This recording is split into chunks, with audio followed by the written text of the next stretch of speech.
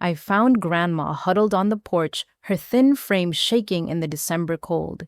Just 3 days after we buried Grandpa, Mom had changed the locks. The woman who'd raised me when my parents were too busy climbing corporate ladders was now homeless at 78. Dad stood in the doorway, arms crossed. "This was never your home, Eleanor," he said coldly. Mom appeared behind him holding Grandma's single suitcase. "We gave you 3 days to grieve. Time's up." That's when I knew everything would change. The call from Marcus came while I was reviewing contracts at my Boston law firm. His voice cracked as he spoke, and I could hear the wind howling in the background. "Annabelle, you need to come home right now. They locked Grandma out. She's been sitting on the porch for 2 hours." I dropped everything, told my secretary to cancel my afternoon meetings, and ran to my car. During the 3-hour drive, I called Grandma's cell phone repeatedly, but she didn't answer. My hands gripped the steering wheel tighter with each passing mile. This couldn't be happening. Not to Grandma Eleanor, who had spent 40 years in that house, raising her family, hosting Sunday dinners, and tending her garden. When I pulled into the familiar driveway, my heart shattered. There she was, still in her black funeral dress from 3 days ago, sitting on her old rocking chair that had been moved to the porch. Her silver hair was disheveled, and her eyes were red from crying.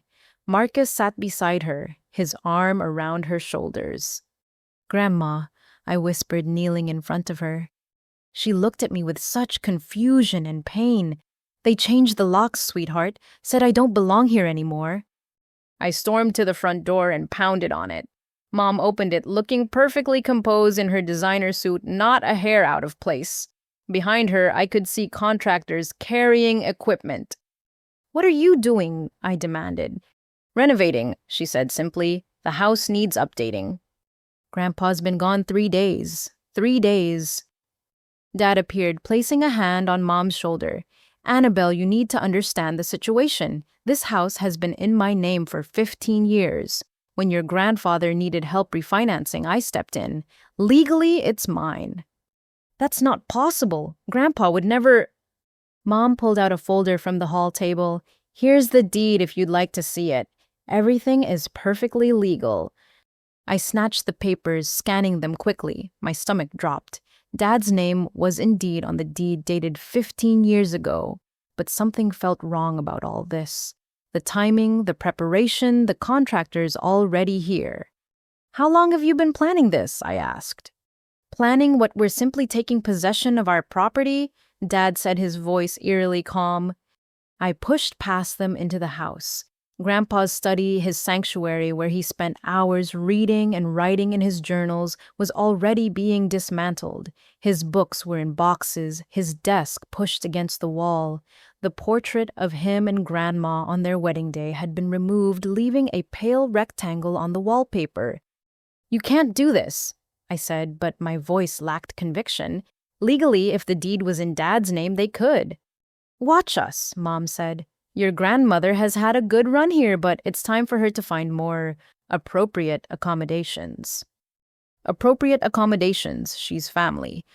"She's your father's stepmother," Mom corrected. "There's a difference." The cruelty in her voice made me step back. These weren't the parents who had raised me. Or perhaps they were, and I had just been too young and naive to see their true nature. I returned to the porch where Grandma still sat, looking smaller than I'd ever seen her. "Come on, Grandma, you're coming home with me." As I helped her to my car, I noticed something that made my blood run cold. Parked behind the contractor's van was another vehicle from Hartfield Enterprises, a major development company. Through the back window, I could see rolled-up blueprints. After settling Grandma in my car, I quickly snapped a photo of the van and its license plate. Then, on a hunch, I jogged around to the side of the house where Mom always parked her Lexus. The doors were locked, but through the window, I could see more blueprints spread across the back seat. I zoomed in with my phone camera, adjusting the angle to avoid the glare. What I saw made my hands shake. The date on the blueprints was from 6 months ago. 6 months. When Grandpa was first diagnosed with pneumonia, before anyone knew how serious it would become. They had been planning this, while bringing him soup, while sitting by his bedside, while holding his hand as he struggled to breathe. The revelation hit me like a physical blow. This wasn't a sudden decision made in grief or financial desperation. This was calculated, premeditated cruelty. I helped Grandma into my car, her movements slow and painful. As we drove away, she stared back at the house until it disappeared from view. 40 years of memories locked behind doors she could no longer open.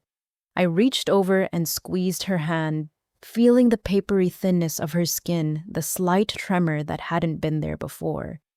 "We'll figure this out," I promised her, though I had no idea how. She turned to me then, and for just a moment I saw a flash of the strong woman who had raised me. "Your grandfather always said your father had a darkness in him. I never wanted to believe it." As we merged onto the highway heading back to Boston, I couldn't shake the image of those blueprints. 6 months of deception, 6 months of fake concern and false compassion. And now, with Grandpa barely cold in the ground, they were ready to cash in on their scheme. But what they didn't know was that I had inherited something from Grandpa, too, his sense of justice and his refusal to let wrongdoing go unchallenged. They had locked out a 78-year-old widow in December, thinking she was helpless. They were about to learn just how wrong they were. 2 days after bringing Grandma to my Boston apartment, I decided we needed to handle this situation properly. I called everyone for an emergency family meeting, hoping that when we were all in the same room, sanity would prevail. My small living room had never felt more cramped as I arranged chairs in a circle, preparing for what I hoped would be a productive discussion. Grandma sat on my couch wearing the new clothes I'd bought her since she only had one suitcase of belongings. She'd barely eaten since arriving, and the dark circles under her eyes told me she wasn't sleeping either. Every few hours, I'd find her standing by the window, staring out at nothing, lost in memories of the home she could no longer enter. Jake arrived first, my younger brother, who worked as a financial advisor downtown. He gave me a quick hug, but avoided Grandma's eyes as he took a seat in the corner. Something was off about his demeanor, the way he kept checking his phone and glancing at the door. "Thanks for coming," I said, trying to keep my voice neutral. "Yeah, well, this affects all of us," he muttered, still not looking at Grandma. My parents arrived 30 minutes late, and they weren't alone. A tall man in an expensive suit followed them in carrying a leather briefcase that probably cost more than most people's monthly rent. "This is Mr. Garrison, our attorney," Dad announced, as if bringing a lawyer to a family meeting was perfectly normal. "Attorney Ice?" I stood up, feeling the dynamic shift immediately. This is a family discussion, not a deposition. Given the circumstances, we felt legal counsel was appropriate, Mom said, smoothing her skirt as she sat down. She'd dressed for Battle Power suit, pearl necklace, the works. Mr. Garrison wasted no time. He pulled out a stack of documents and placed them on my coffee table with practiced precision. "Ms. Thompson, I understand you have questions about the property transfer. I'm here to clarify that everything was handled properly and legally." "I'm not questioning the legality," I said, though I absolutely was. "I'm questioning the morality of throwing out an elderly widow days after her husband's funeral." "No one threw anyone out," Dad interjected. "We simply took possession of our property." Grandma finally spoke, her voice barely above a whisper. "Thomas built that house with his own hands. We raised our children there. How can you say it was never mine?" Mr. Garrison cleared his throat. "Mrs. Thompson, I understand this is emotional, but the facts are clear. The deed has been in Robert's name for 15 years. Furthermore," he pulled out another set of papers, "you signed these documents last year, relinquishing any claim to your late husband's pension and life insurance benefits." The room went silent. Grandma's face crumpled in confusion. I never..." "You signed them in October," Mom said, her voice triumphant. "Remember, Robert brought them to you, said they were for tax purposes." Grandma's hands shook as she reached for the papers. I snatched them first, scanning the legal jargon quickly. My stomach turned as I realized what I was reading. She had indeed signed away her rights to almost everything. You told her these were for taxes. I turned on my father, fury building in my chest. They were related to tax planning, he said smoothly. Everything was explained. To a 77-year-old woman who trusted you while her husband was dying. Jake shifted uncomfortably in his chair. Annabelle, maybe we should all calm down and think about this rationally. Rationally, I spun to face him. They're stealing from our grandmother. It's not stealing if it's legal, Jake said, and something in his tone made me pause. He wasn't meeting my eyes again. Jake, I said slowly, what did they promise you? The silence stretched until Mom broke it. Your brother understands the value of family loyalty. The boys. Family loyalty. You're throwing family out on the street. We're offering to help find appropriate senior living facilities, Mr. Garrison interjected, pulling out a brochure. Several nice communities with medical support and social activities. Grandma stood up, suddenly swaying slightly. I rushed to steady her. I don't want a facility. I want my home. I want my husband's chair and my garden and the kitchen where I made thousands of meals for this family. Emotions won't change the legal situation, Dad said coldly. That's when Mr. Garrison made his mistake. As he was shuffling papers back into his briefcase, one slipped out and fluttered to the floor. I picked it up before he could reach it. It was an invoice, and my eyes caught a line that made my heart race.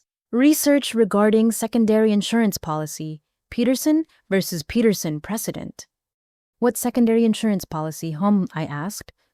Mr. Garrison's face went pale. He glanced at my parents, and Mom's expression turned from smug to alarmed in an instant. Well, that's not relevant to today's discussion, the lawyer stammered. If it involves my grandfather's estate, it's relevant. I pressed. There's no secondary policy, Dad said quickly, too quickly. Then why are you researching precedents about one? Mr. Garrison stood abruptly. I think we've covered everything necessary today. Mrs. Thompson has been informed of the situation. If you have further questions, you can direct them to my office. As they prepared to leave, Jake stood as well. I should go too. Jake, wait.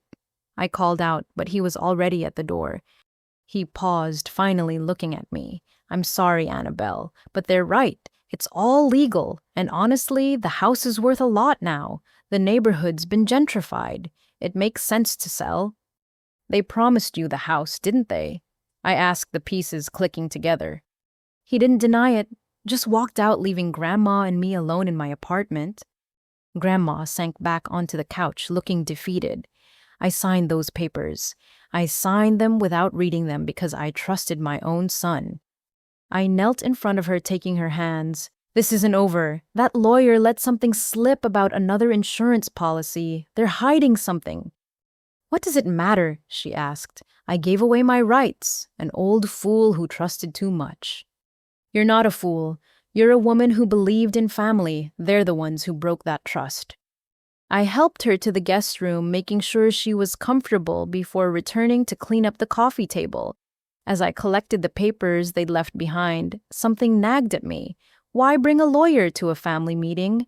Why the research about a secondary policy they claimed didn't exist? And why was Jake, my brother, who'd always been close to Grandma, suddenly on their side? I thought about the blueprints from 6 months ago, the systematic planning that had gone into this moment. My parents hadn't just stumbled into an opportunity, they'd orchestrated it. But every good scheme had a weakness, and that nervous lawyer had just revealed theirs. There was another insurance policy, something they didn't want us to know about, something that threatened their carefully laid plans. I looked at the business card Mr. Garrison had left behind. Tomorrow, I'd do some research of my own. They thought they'd won by getting Grandma to sign those papers, by securing Jake's support, by having all the legal documents in order. But I'd learned something valuable from Grandpa during all those summers spent playing chess in his study. Sometimes the best move is the one your opponent doesn't see coming. They'd shown their hand too early, revealed that there was something else to find. And I was going to find it. 3 nights after the disastrous family meeting, I sat in my car outside my childhood home watching the shadows move across the windows. It was just past midnight, and I knew my parents' routine dad would be asleep by 11, knocked out by his nightly scotch and sleeping pills, while mom would have taken her Ambien by 10:30. They were creatures of habit, predictable in their rigid schedules. I discovered something interesting earlier that day. While going through my old keychain, I found my backdoor key from high school. My parents, in their arrogance, had never bothered to change the back locks. Why would they? They'd never imagined their own daughter would need to sneak into what they now claimed was solely their house. The neighborhood was quiet as I slipped through the side gate, avoiding the motion sensor light I knew was positioned above the garage. The garden Grandma had tended for decades was already showing signs of neglect. Her prized rose bushes needed pruning, and weeds were beginning to sprout between the carefully arranged stones of her herb garden. The key slid into the lock smoothly, and I held my breath as I turned it. The door opened with the same slight creak it had made throughout my childhood. I stepped into the mudroom, letting my eyes adjust to the darkness. The house felt different, not just because Grandpa was gone, but because its soul had been stripped away. The familiar smell of Grandma's lavender potpourri had been replaced by the sharp scent of new paint and industrial cleaner. Even in the darkness, I could see they'd already begun their transformation. I moved through the kitchen, noting the boxes stacked on the counter labeled Donate and Trash. Grandma's collection of ceramic rooster's gifts from students she'd taught over the years had been carelessly thrown into a box marked for disposal. The stairs were my biggest challenge. The third and seventh steps had always creaked, something I'd learned to avoid during my teenage years of sneaking in past curfew. I stepped carefully, distributing my weight along the edges, moving with practiced silence. The attic access was in the hallway ceiling pull-down stairs that would make noise if I wasn't careful. I eased them down inch by inch, wincing at every tiny sound. Once they were fully extended, I climbed quickly, my phone's flashlight beam cutting through the dusty air above. The attic was chaos. 40 years of family history piled in boxes and bags, old furniture covered in sheets like ghosts of the past. But I knew where to look. Grandpa's important papers had always been kept in an old military footlocker from his Navy days, stored in the far corner under the eaves. I navigated through the maze of memories, Jake's old baseball trophies, my high school yearbooks boxes of Christmas decorations that Grandma lovingly put up every year. Each item was a testament to the life that had been lived in this house, the family that my parents were so eager to erase. The footlocker was exactly where I remembered, covered in a thick layer of dust. The lock had been broken years ago, so it opened easily. Inside, I found what I was looking for: files and files of papers, some yellow with age, others more recent. I pulled out stack after stack, using my phone to photograph everything quickly. Tax returns, medical records, correspondence with lawyers. Then I found a manila envelope that made me pause. It was labeled Estate Planning, 2005, in Grandpa's precise handwriting. Inside were letters between Grandpa and a lawyer named Samuel Morrison, discussing the creation of a trust. My hands shook as I read. Grandpa had been trying to set up a trust to protect Grandma, knowing even then that Dad had questionable motives. But the crucial pages, the ones that would show if the trust was ever executed, were missing, torn out by the looks of the ragged edges left behind. I photographed what remained and kept searching. Behind the footlocker, wedged between it and the wall, I found Grandpa's old desk organizer, the wooden one I'd made him in shop class. Something rattled inside when I picked it up. Working quickly, I opened each small drawer. Empty, empty, empty. And then in the last one, a USB drive. It was small, black, unremarkable except for a piece of tape on it with Grandpa's handwriting, "Insurance for Eleanor only." My heart hammered as I pocketed the drive. This had to be what Mr. Garrison had accidentally referenced. But why hide it here? Why not in a safety deposit box or with a lawyer? A sound from below made me freeze. Footsteps, slow, deliberate. Someone was awake.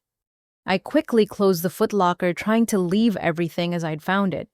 The footsteps were on the stairs now. I couldn't make it to the attic stairs without being seen.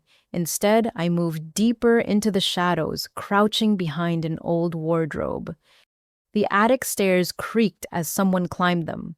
A flashlight beam swept across the space, and I held my breath, pressing myself further into the corner.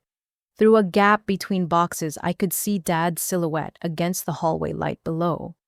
"Nothing up here," he called down. Mom's voice responded from below, too muffled to make out the words. But instead of leaving, Dad moved toward the footlocker. He knelt beside it, checking the contents. My phone was still in my hand, and I carefully, silently switched it to video mode. If he found something I'd missed.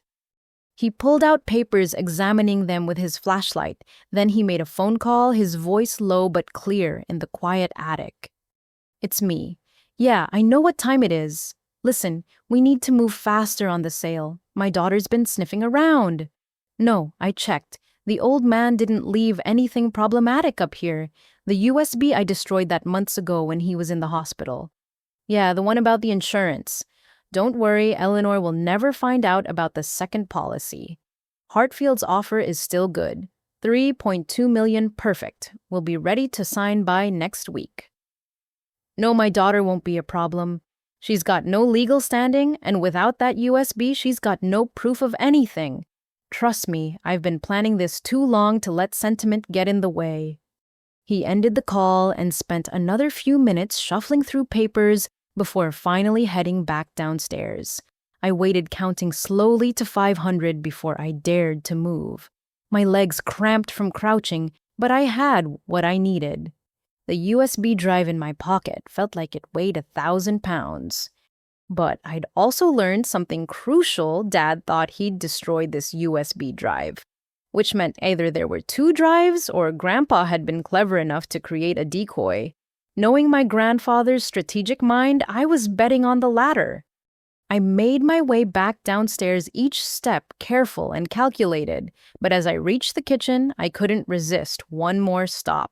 Dad's office was just off the living room. The door was closed but not locked, another sign of their arrogance. Inside his computer sat on the desk, the power light glowing green. It would be password protected, of course, but I photographed everything I could see on the desk: sticky notes with phone numbers, business cards, a printed email partially visible under other papers. Then I noticed something that made my stomach drop.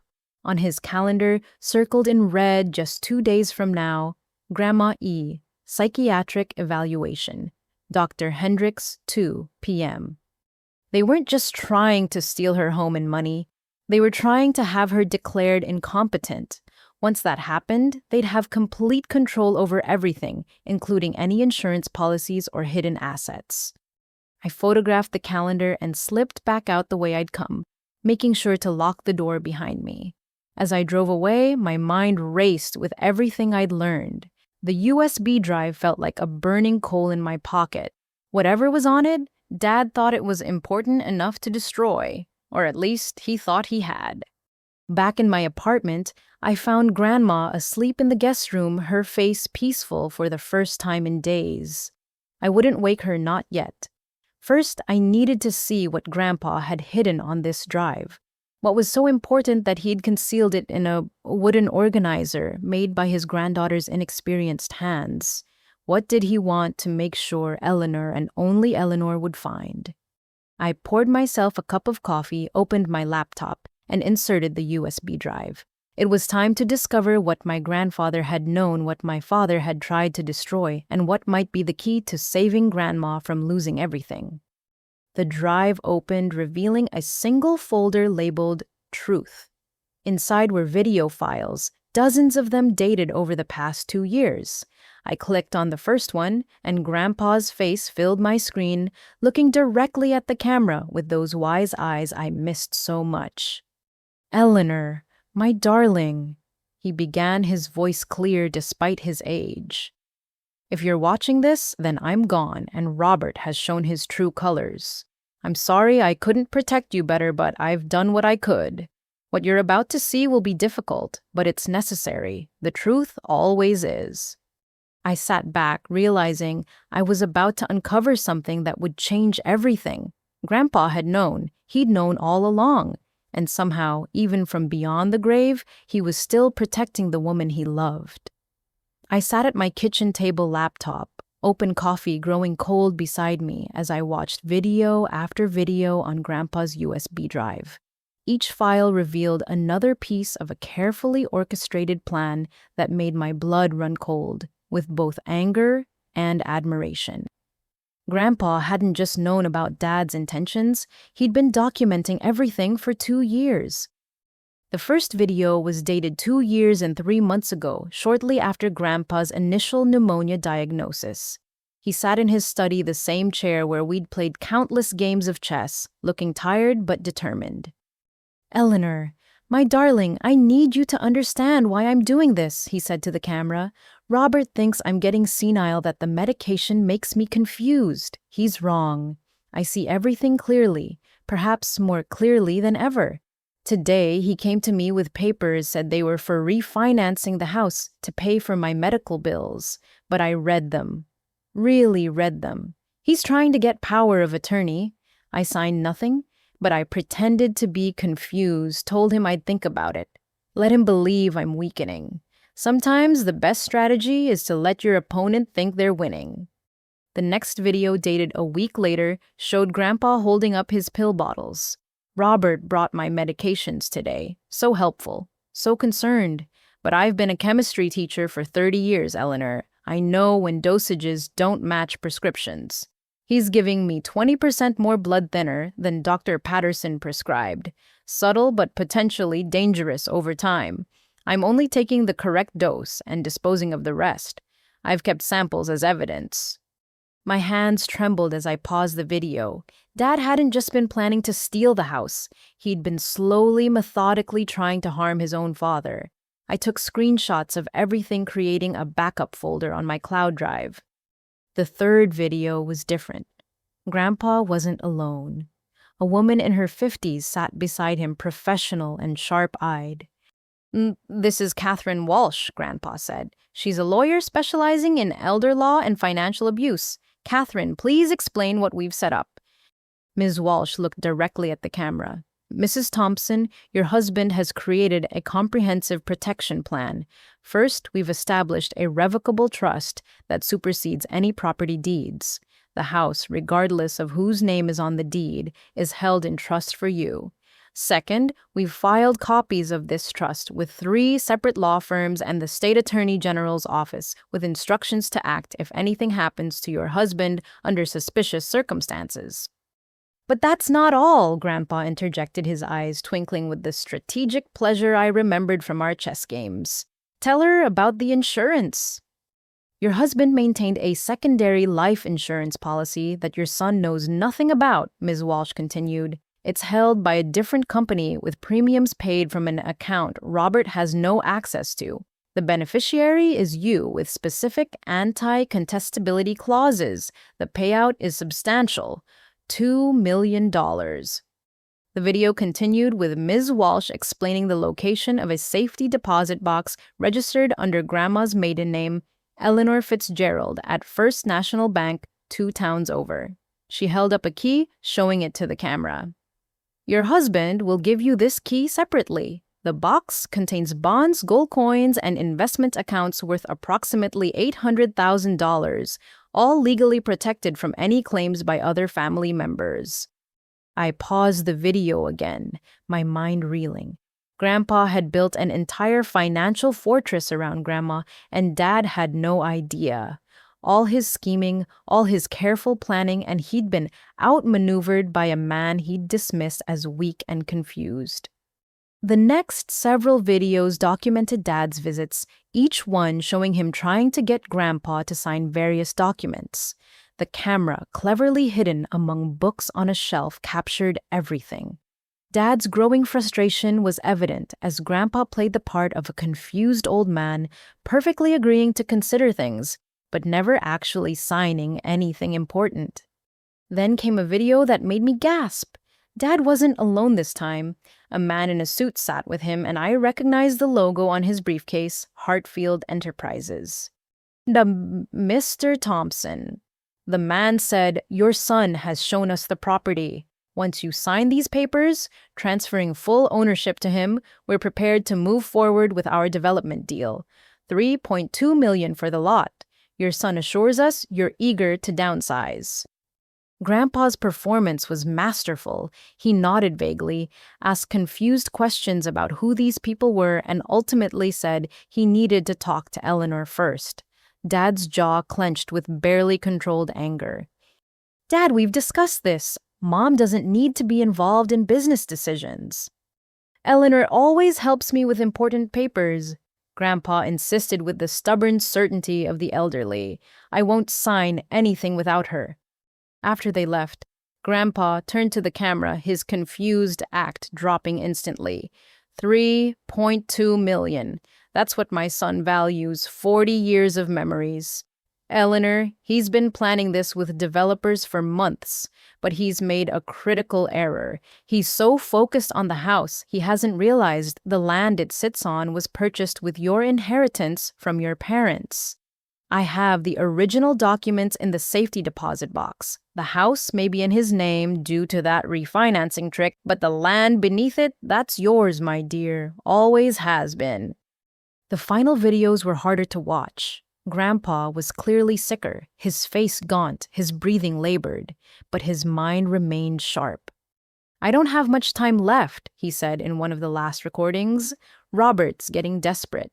Yesterday, he tried to get me to sign a DNR order that included provisions for a power of attorney. He's not even trying to be subtle anymore, but Catherine has everything set up. The trust is ironclad. The secondary insurance is protected. And Eleanor, my love, I've left one more surprise." He held up a document. "This is a letter I've sent to the State Attorney General's office to be opened upon my death. It details everything: the medication tampering, the attempted financial abuse, the conspiracy with developers. I've included copies of all relevant documents and a USB drive with these videos. If Robert contests anything, if he tries to claim incompetence or undue influence, this will trigger a full investigation." The very last video was dated just 2 weeks ago when I knew Grandpa had been hospitalized. He must have recorded it during one of his brief returns home. He looked directly at the camera, and it felt like he was looking right at me. "I know Annabelle will be the one to find this," he said, and tears sprang to my eyes. "My granddaughter, you always were the chess player in the family. Your father thinks in terms of money and property, but you and we think in terms of justice and protection. Take care of Eleanor. She'll need you. And remember what I taught you: the game isn't over until the king is toppled. Your father thinks he's won, but he's playing checkers while we're playing chess." He smiled then, that mischievous smile I'd loved since childhood. "Oh, and Annabelle, check my old desk organizer, the one you made me. Yes, I know you'll be the one searching the attic. You always were predictable in the best ways. There's something there for you, too." The video ended. I sat in stunned silence, processing everything I'd learned. Then I remembered I'd found the USB drive in the desk organizer, but I hadn't checked all the compartments thoroughly in my rush to escape. I pulled the organizer from my bag and examined it more carefully. In the bottom beneath where the USB drive had been was a thin piece of paper folded many times. I opened it carefully. It was a handwritten note in Grandpa's careful script. "Annabelle, password for Dad's computer, Thomas, 1945. He never was creative with passwords. Use it wisely. Love, Grandpa. P.S. Tell Jake I forgive him. He's young and foolish, but not evil like his father. He'll come around." I stared at the note, then at the USB drive, then at the screenshots I'd taken. Grandpa hadn't just prepared for Dad's betrayal. He'd prepared for everything. Every move, every contingency, every possible outcome. He'd turned his death into the ultimate checkmate. I thought about Dad's phone call in the attic, his confidence that destroying the USB drive had eliminated all threats. He had no idea there were two drives that Grandpa had anticipated, even that move. The arrogance that made him underestimate his dying father would be his downfall. Looking at the clock, I realized it was nearly 3 in the morning. Grandma would wake soon, and I needed to decide how much to tell her. The videos would be painful to watch, seeing her son's betrayal laid out so starkly, but she deserved the truth. More importantly, she needed to know that Grandpa had spent his last years protecting her, that every moment of apparent confusion had been an act of love. I made one more cup of coffee and opened a new document on my laptop. It was time to organize everything: the videos, the documents, the evidence of medication tampering, the conspiracy with developers. Ms. Catherine Walsh would be my first call in the morning, then the safety deposit box, then perhaps a visit to the state attorney general's office to ensure Grandpa's letter had been received. Dad thought he'd won by locking Grandma out of her house. Mom thought they'd secured their financial future with that $3.2 million development deal. They had no idea they'd already lost, that Grandpa had seen their moves coming years ago and had prepared accordingly. The real game was just beginning, and thanks to Grandpa's foresight, we held all the winning cards: the house built on Grandma's land, the $2 million insurance policy, the protected trust, the evidence of elder abuse and attempted murder, and now access to Dad's computer where who knew what other evidence might be found. I looked at the last frame of Grandpa's final video, frozen on his knowing smile. "Checkmate, Grandpa," I whispered. "I'll take it from here." The next morning, I showed Grandma everything. We sat together on my couch, her hand clutching mine as we watched Grandpa's videos. She cried silently through most of them, but when we reached the part about the second insurance policy and the trust, her tears stopped. Her spine straightened, and I saw the steel that had always been there, hidden beneath her gentle exterior. "He knew," she whispered. "All this time he knew what Robert was doing, and he protected me." "He loved you," I said simply. "This was his way of taking care of you even after he was gone." We dressed carefully for our trip to the bank. Grandma wore her best navy dress, the one she saved for special occasions, and I put on my courtroom suit. If we were going to war, we needed to look the part. The drive to First National Bank took 40 minutes.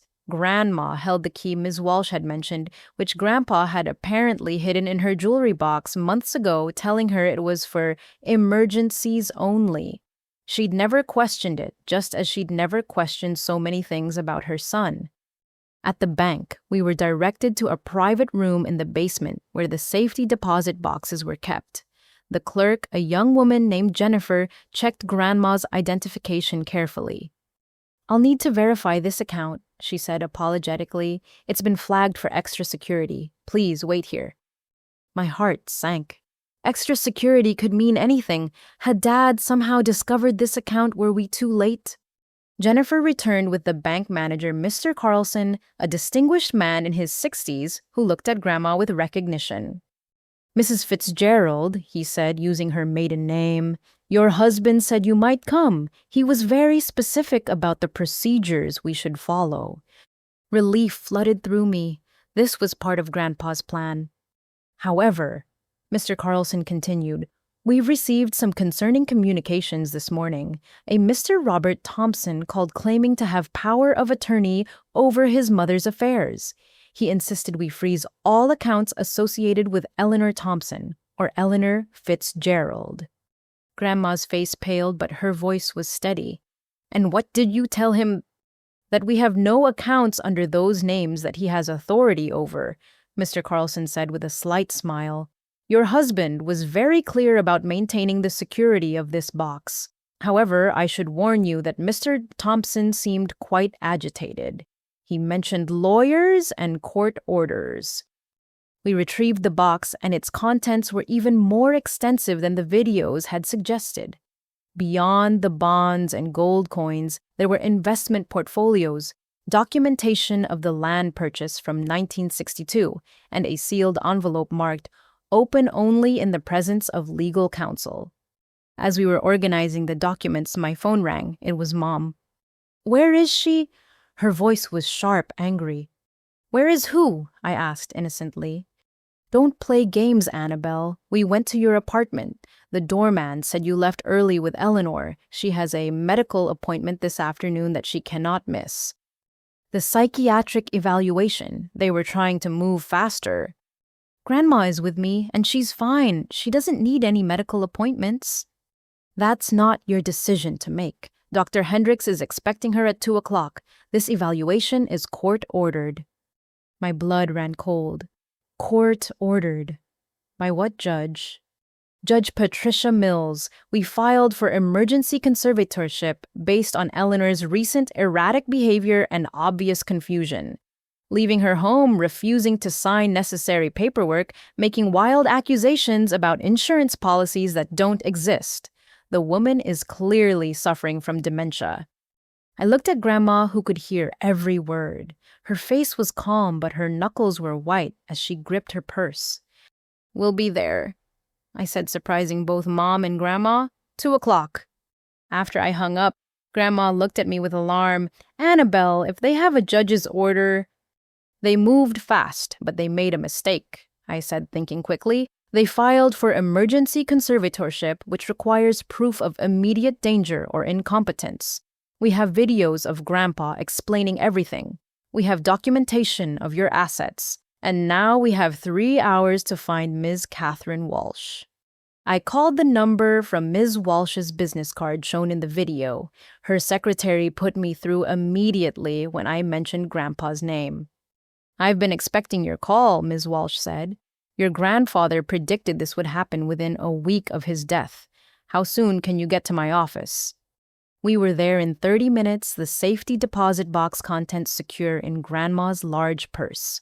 Ms. Walsh's office was in a converted Victorian house, professional but warm. She greeted Grandma with genuine affection. Eleanor, I'm so sorry for your loss. Thomas was a remarkable man. He spoke highly of you, Grandma replied. Said you were the only lawyer he'd ever met who had both brains and heart. Ms. Walsh smiled sadly. He was too kind. Now tell me about this psychiatric evaluation. I explained the morning's phone call and the alleged court order. Ms. Walsh's expression grew increasingly grim. Emergency conservatorship requires 48 hours notice unless there's immediate danger, she said. When did they serve you?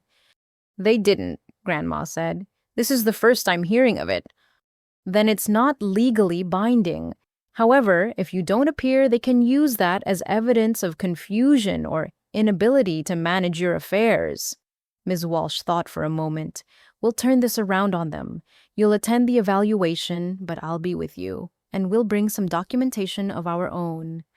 She made several quick phone calls, then turned back to us. I've spoken with colleagues. Judge Mills signed the order yesterday, based on an ex parte petition, meaning your son presented his case without you being present or represented. The petition claims you've been living in your car, that you've given away valuable possessions to strangers, and that you believe in conspiracy theories about hidden insurance policies. Living in my car, I've been with Annabelle. They don't know that. They probably assumed you'd be too proud to tell anyone they'd locked you out. Ms. Walsh pulled out a legal pad. Now let's prepare for this evaluation. Dr. Hendricks is known for being thorough but fair. If we present the truth clearly with a documentation, he'll see through their deception. We spent the next 2 hours organizing everything. The trust documents, the insurance policies, the bank statements showing Grandma's financial competence, even recent photos of her volunteering at the library and playing bridge with friends, all evidence of a sharp, engaged mind. At 1:30, we arrived at Dr. Hendricks' office. Dad was already there, pacing in the waiting room. His face went red when he saw us. What is she doing here? He demanded, pointing at Ms. Walsh. I'm Mrs. Thompson's attorney, Ms. Walsh said smoothly. Surely you don't object to legal representation during a court-ordered evaluation. Mom emerged from the hallway, followed by Jake. My brother looked uncomfortable, avoiding everyone's eyes.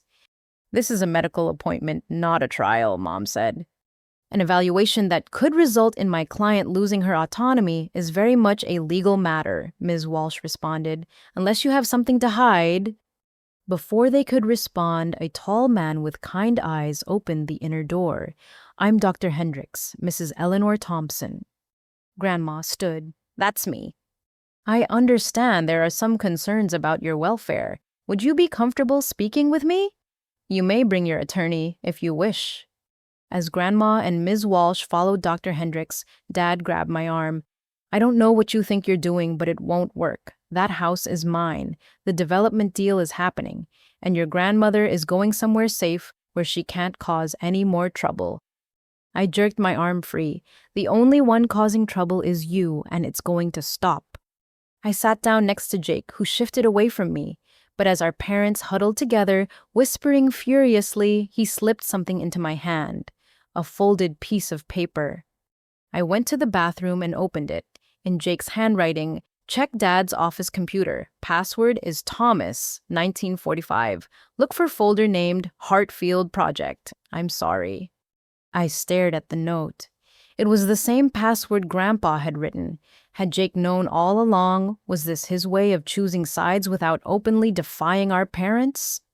When I returned to the waiting room, the evaluation was still ongoing. 40 minutes, an hour. Mom grew increasingly agitated, checking her phone repeatedly. "What's taking so long?" she muttered. Finally, after 90 minutes, the door opened. Dr. Hendricks emerged first, his expression neutral. Behind him, Grandma walked with her head high, Ms. Walsh at her side.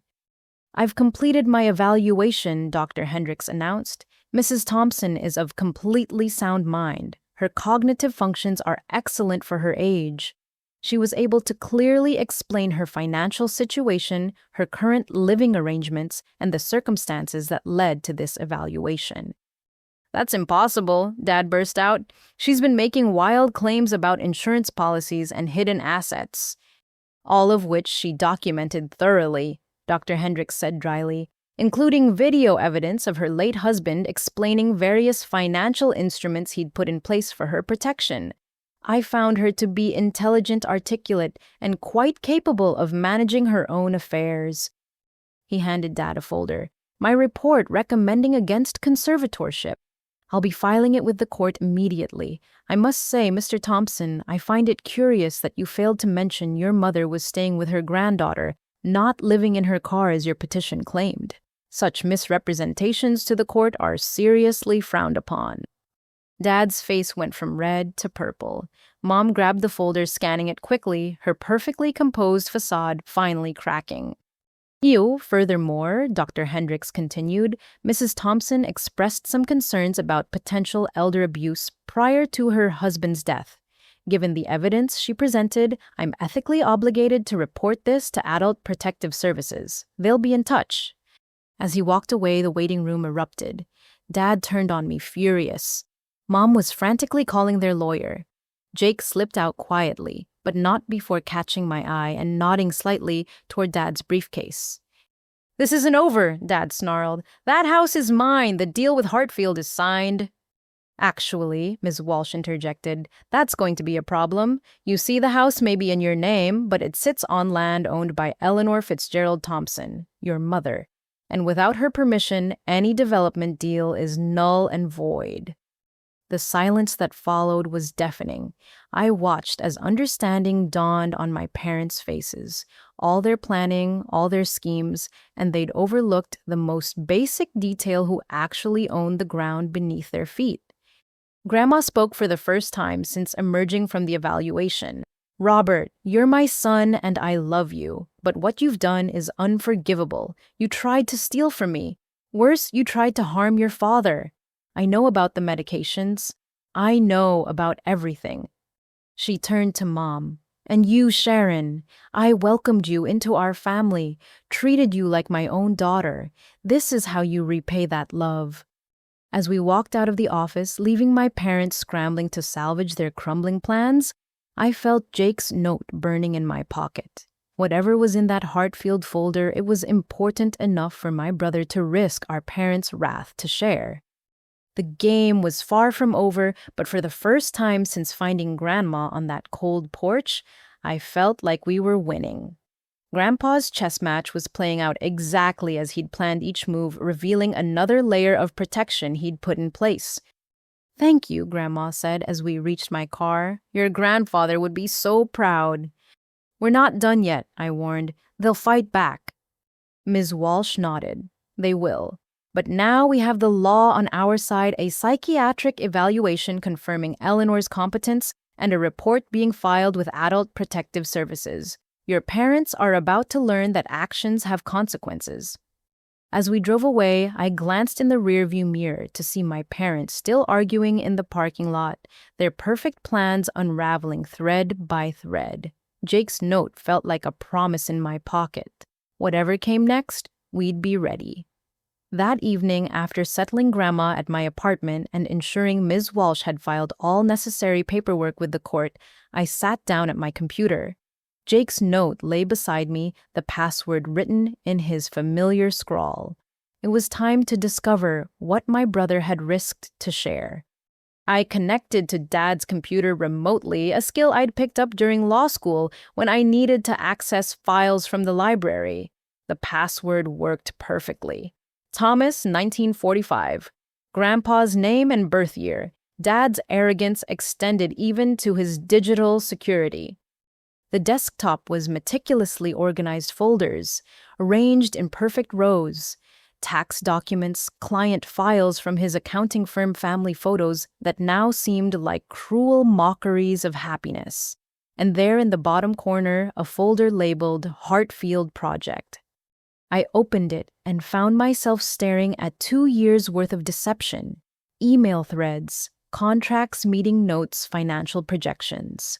The earliest email was dated exactly 2 years and 4 months ago, shortly after Grandpa's first hospitalization. The Dear Mr. Thompson, it read, following our conversation at the Country Club, Hartfield Enterprises is very interested in your property. The location is perfect for our planned senior living community. Please send plot details at your earliest convenience. Senior living community. The irony was suffocating. I scrolled through email after email, watching the conspiracy unfold. Dad had initiated contact with Hartfield, not the other way around. He'd approached them with a proposal to demolish Grandpa's house and build luxury condos, later changed to a senior living facility when market research showed better returns. But it was the email from 6 months ago that made my stomach turn. Robert, per our discussion, the timeline needs to accelerate. Every month of delay costs us carrying charges on the land options we've secured on adjacent properties. Your father's health issues are unfortunate, but perhaps they can work to our advantage. Once you have full control of the property, we can move immediately. The board has approved the $3.2 million purchase price contingent on clear title and vacant possession. Martin Hartfield. Dad's response was even worse. Martin, understood. Taking steps to ensure transition of property ownership happens smoothly.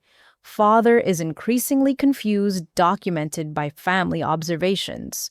Should have everything wrapped up within 3 to 4 months. We'll keep you posted on progress. 3 to 4 months. He'd written that email 2 weeks before Grandpa took a turn for the worse. I took screenshots of everything, my hands shaking with rage. The next subfolder was labeled medical. I almost didn't open it, afraid of what I'd find, but I needed to know the full extent of Dad's betrayal. Inside were research articles about drug interactions, specifically about blood thinners and their dangerous combinations. Searches for therapeutic dose versus lethal dose warfarin and how to mask medication overdose in elderly. Bookmarked websites about symptoms of various types of poisoning that could mimic natural decline in the elderly. One document made me physically ill. It was a spreadsheet tracking Grandpa's medication schedule with columns for prescribed dose, administered dose, and observed effects. The administered doses were consistently 20 to 30% higher than prescribed, with notes like increased confusion and balance issues worsening in the effects column.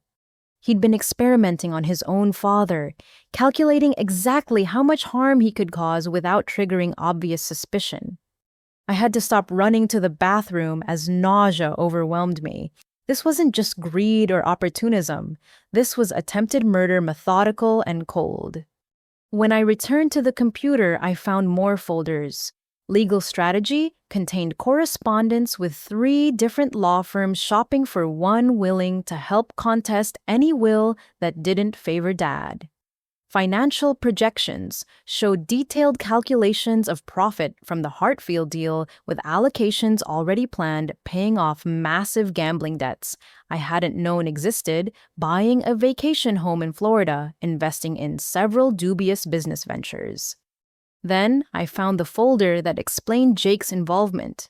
Jacob Agreement contained a contract between Dad and my brother. In exchange for Jake's support and testimony about Grandma's declining mental state, he would receive the house free and clear to live in for 5 years, after which he could sell it and keep the proceeds. The contract was signed 3 months ago when Jake had been facing his own financial troubles after a failed business venture. So, they'd bought my brother's loyalty with promises of real estate. But his note to me suggested that loyalty had limits. The most damning folder was labeled Insurance Investigation. Dad had discovered the existence of the secondary life insurance policy 6 weeks ago. The email showed his increasing frustration as he tried to get information from various insurance companies only to be stonewalled at every turn.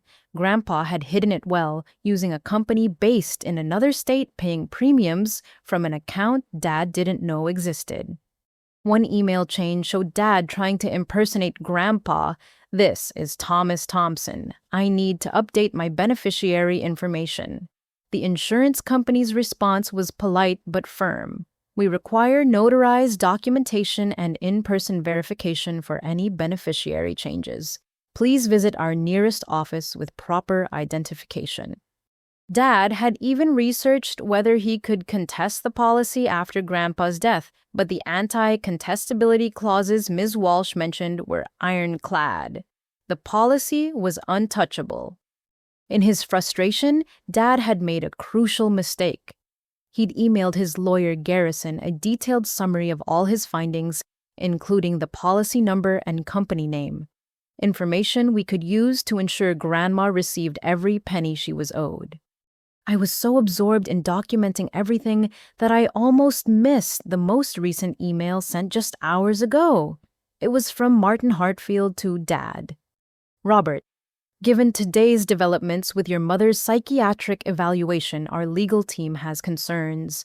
If she truly owns the land, as her attorney claims, our entire project is in jeopardy. We need to meet immediately. The board is considering pulling out entirely and may seek damages for the money we've already invested based on your assurances. This is not the outcome any of us wanted." Dad's response sent an hour ago. "The evaluation was biased. My daughter interfered. I'll have this resolved within 48 hours. The old woman doesn't have the strength for a legal battle. Trust me." Trust. The word made me laugh bitterly. This man had betrayed every trust he'd ever been given. I spent the next 2 hours systematically copying every file, every email, every document. I uploaded everything to multiple cloud storage accounts and emailed copies to Ms. Walsh. The evidence was overwhelming: financial fraud conspiracy to commit elder abuse, attempted murder, through medication, tampering, insurance fraud, and more. As I worked, I found one more folder that stopped me cold. Eleanor Contingency. Inside was a single document outlining plans to have Grandma declared incompetent if she resisted after Grandpa's death. It included false testimonies. They'd prepared doctors they'd consulted who might be willing to support their case for the right price, and even research into the cheapest long-term care facilities in the state. They'd planned every detail of Grandma's disposal, reducing her to a problem to be solved rather than a person to be loved. My phone buzzed with a text from an unknown number. When I opened it, I found a message from Jake. "Did you find everything? There's more on his laptop at the house. Hidden folder called Backup Plan. Password is Sharon2110. I'm done being part of this. Tell Grandma I'm sorry." I stared at the message. Jake was fully turning against our parents, providing even more evidence. The family was fracturing completely, but perhaps some breaks were necessary for healing to begin. I texted back, "Thank you. Grandpa said he forgives you. So do I." His response came quickly. "I never wanted any of this.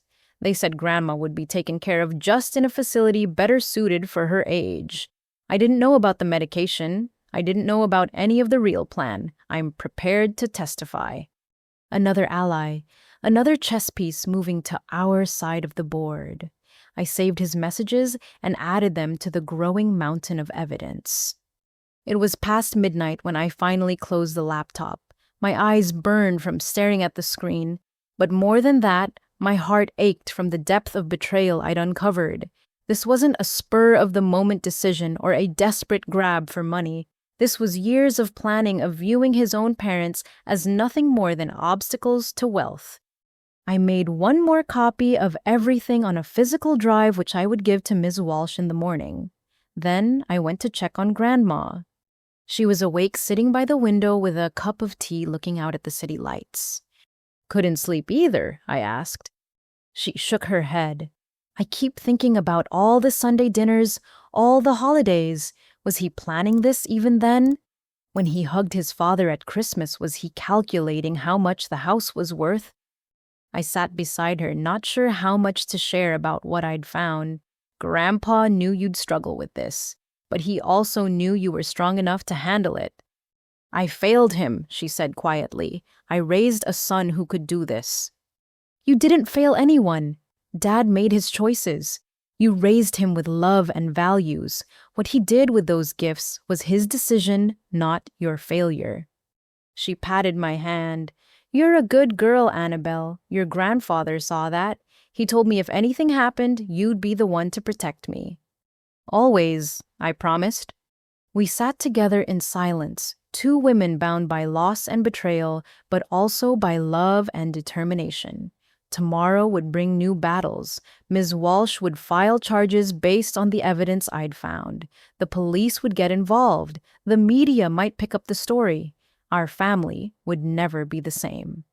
But tonight, we had each other, and we had the truth.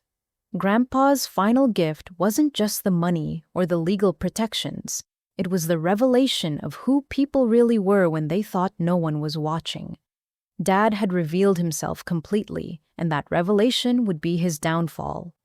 As Grandma finally headed to bed, I returned to my laptop one more time. There was one more thing to do. I composed an email to Martin Hartfield attaching select screenshots of Dad's emails showing how he'd lied about owning the land. "Mr. Hartfield," I wrote, "you should know that Robert Thompson has been deceiving you from the beginning. He never had clear title to the property and never will. Attached is evidence of his fraud. I suggest you distance yourself from this project immediately and cooperate with the authorities who will be contacting you soon. Consider this a courtesy warning from someone who values honesty in business. Annabelle Matthews, attorney at law." I hit send knowing it would arrive first thing in the morning. Another domino ready to fall.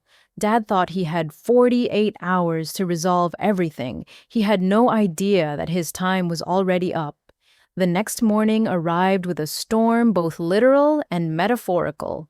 Rain pounded against my apartment windows as my phone exploded with calls and texts. I'd expected Dad to react badly to Hartfield pulling out, but I hadn't anticipated the complete meltdown that followed. By 7 a.m., he'd left 12 voicemails, each more unhinged than the last.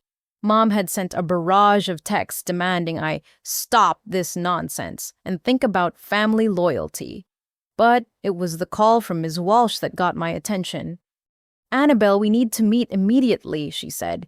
"The evidence you sent last night, I've already contacted the district attorney. They're very interested, particularly in the medication documentation. Can you and Eleanor come to my office within the hour?" As Grandma and I prepared to leave, my doorman called up. "Ms. Matthews, your parents are here demanding to see you. Should I let them up?" "Absolutely not," I said. "If they don't leave, call the police." But I knew we couldn't avoid them forever. After a quick discussion with Grandma, we decided to meet them in public where they'd be forced to maintain some semblance of control. I texted Dad, "Moretti's restaurant, 20 minutes. public meeting only. Moretti's was a family restaurant we'd gone to for years, always busy with the breakfast crowd. If Dad wanted to make a scene, he'd have plenty of witnesses. We arrived first choosing a booth in the center of the dining room. Grandma wore the same dignified navy dress from yesterday, while I dressed in my sharpest suit. If this was going to be a confrontation, we would meet it with grace. My parents arrived looking haggard. Dad's usually perfect hair was disheveled, and Mom's makeup couldn't quite hide the bags under her eyes. They slid into the booth across from us, and for a moment, we all just stared at each other. "Hartfield pulled out," Dad said without preamble. "You contacted them." "I informed them of the truth," I replied, "something you seem to have trouble with." His fist clenched on the table. "Do you have any idea what you've done? I owe money. Serious money. That deal was going to save everything." "Gambling debts?" I asked, remembering what I'd seen in his files. "How much?" The number he named made Grandma gasp. $400,000. To the kind of people who didn't accept bankruptcy as an excuse. "So you tried to murder your father to pay off gambling debts?" I said loud enough for nearby tables to hear. Several heads turned. "Keep your voice down," Mom hissed. "We don't need to air family business in public." "Well, family business, is that what we're calling attempted murder now?" Dad leaned forward, his voice low and desperate. "I never tried to kill him. I just adjusted his medications slightly to make him more compliant. It wasn't supposed to harm him permanently." "You kept a spreadsheet," I said. "You tracked observed effects like he was a lab rat." "How do you—" His face went white as realization dawned. "You hacked into my computer. That's illegal. None of that evidence will hold up in court." "Actually," I said, pulling out Jake's handwritten note, "I had the password provided by someone with legitimate access to your files, someone who was disgusted by what he found and chose to do the right thing." Mom turned on Dad. "You told me Jacob was solid. You said he'd never turn against us." "He's weak," Dad snarled, "just like his grandfather, too sentimental to understand business." Business. Grandma spoke for the first time, her voice carrying across the restaurant. "You call poisoning your father business. You call stealing from your mother business. You're not a businessman, Robert. You're a common thief and an attempted murderer." The restaurant had gone quiet around us. Everyone was listening now, and Dad realized it. His face flushed deep red. "You want to destroy me? Your own son." He turned to Grandma. "I'm your child. Doesn't that mean anything?" "You stopped being my child the day you decided your father's life was worth less than your debts," Grandma said. "Thomas loved you. He adopted you, gave you his name, raised you as his own, and you repaid that love with poison." "Adopted?" Mom's head snapped toward Dad. "You never told me you were adopted." The shock on her face was genuine. In all their years of marriage, Dad had never shared this fundamental fact about himself. "It doesn't matter," Dad said quickly, but I could see it did. The revelation had cracked something in their united front. "It matters," Grandma said, "because it makes your betrayal even worse. Thomas chose you. He chose to be your father when your biological parents abandoned you. He chose to love you every single day, and you chose to kill him slowly for money." Dad stood abruptly, knocking over his water glass. The crash of breaking glass silenced the last murmurs in the restaurant. "I don't have to listen to this. You can't prove anything. It's all circumstantial." "Actually," I said, pulling out my phone, "I have videos. Would you like me to play the one where you're on the phone in the attic discussing the medication? The audio is quite clear." He lunged across the table, trying to grab my phone. I pulled back, but his movement sent dishes flying. 2 servers rushed over as other patrons stood up in alarm. "Sir, you need to leave," the manager said firmly. "Now." Dad straightened his tie, trying to regain composure. "This isn't over. That house is mine. I'll contest everything. I'll tie this up in court for years." "With what money?" I asked. "Hartfield's gone. Your gambling creditors won't wait for a lengthy court battle, and once the DA files charges based on the evidence we've provided, you'll be too busy fighting to stay out of prison to worry about the house." Mom stood shakily. Robert, we should go. But Dad wasn't finished. He leaned down, his face inches from Grandma's. You always loved him more than me, even though I wasn't his real son, even though I tried so hard to be good enough. Nothing I did ever measured up to perfect Thomas. I loved you equally, Grandma said quietly, but love doesn't mean accepting evil. Your father loved you enough to plan for your betrayal. He protected me not from a stranger, but from his own son. Do you understand how much that broke his heart? Something shifted in Dad's face then. For just a moment, I saw not the calculating predator, but the insecure child who'd never felt quite secure in his adopted family. Then the mask slammed back into place. I'll see you in court, he said, both of you. As they left, the restaurant slowly returned to normal, though I caught several people whispering and pointing. By tomorrow, this would be all over town. The respectable Thompson family revealed as frauds and worse. Are you all right? I asked Grandma. She was crying silently, tears sliding down her cheeks. I failed him. Somewhere, somehow, I failed to make him feel loved enough, secure enough, and that insecurity turned into this monster. You didn't create this, I said firmly. Dad's choices were his own. We left money on the table and headed to Ms. Walsh's office. The confrontation had gone better than expected in one way. We now had a restaurant full of witnesses to Dad's violent behavior and Mom's shock at learning about the adoption. At the law office, Ms. Walsh was waiting with two other people, a detective from the police department and an assistant district attorney. Mrs. Thompson, Ms. Matthews. The ADA, a sharp-looking woman named Sarah Chen, said, I've reviewed the evidence Ms. Walsh provided. We're prepared to file charges for attempted murder, elder abuse fraud, and conspiracy, but we need your cooperation. You have it, Grandma said immediately. Whatever you need. Detective Morrison, an older man with kind eyes, leaned forward. We'll need formal statements from both of you, and we'll need the original files, not just copies. I handed over the USB drive with everything I downloaded. There's more on his laptop at the house. My brother Jake can provide access. He's willing to testify. Good eye, Chen said. With his testimony and this evidence, we have a strong case. Mr. Thompson's gambling debts provide clear motive. The medication spreadsheet shows premeditation, and the emails with Hartfield demonstrate conspiracy to defraud. What about my mom? I asked, surprised by my own concern. Chen considered this. From what I've seen, she may have been complicit in the financial fraud but unaware of the attempted murder. We'll offer her a deal for cooperation. Her reaction to learning about the adoption suggests she didn't know everything. We spent the next 4 hours giving detailed statements, reviewing evidence, and planning next steps. By the time we finished, it was late afternoon and exhaustion was setting in. As we prepared to leave, Detective Morrison pulled me aside. Your brother called while you were giving your statement. He's at the house now securing additional evidence. He wanted you to know he found the backup plan folder. It's worse than you thought.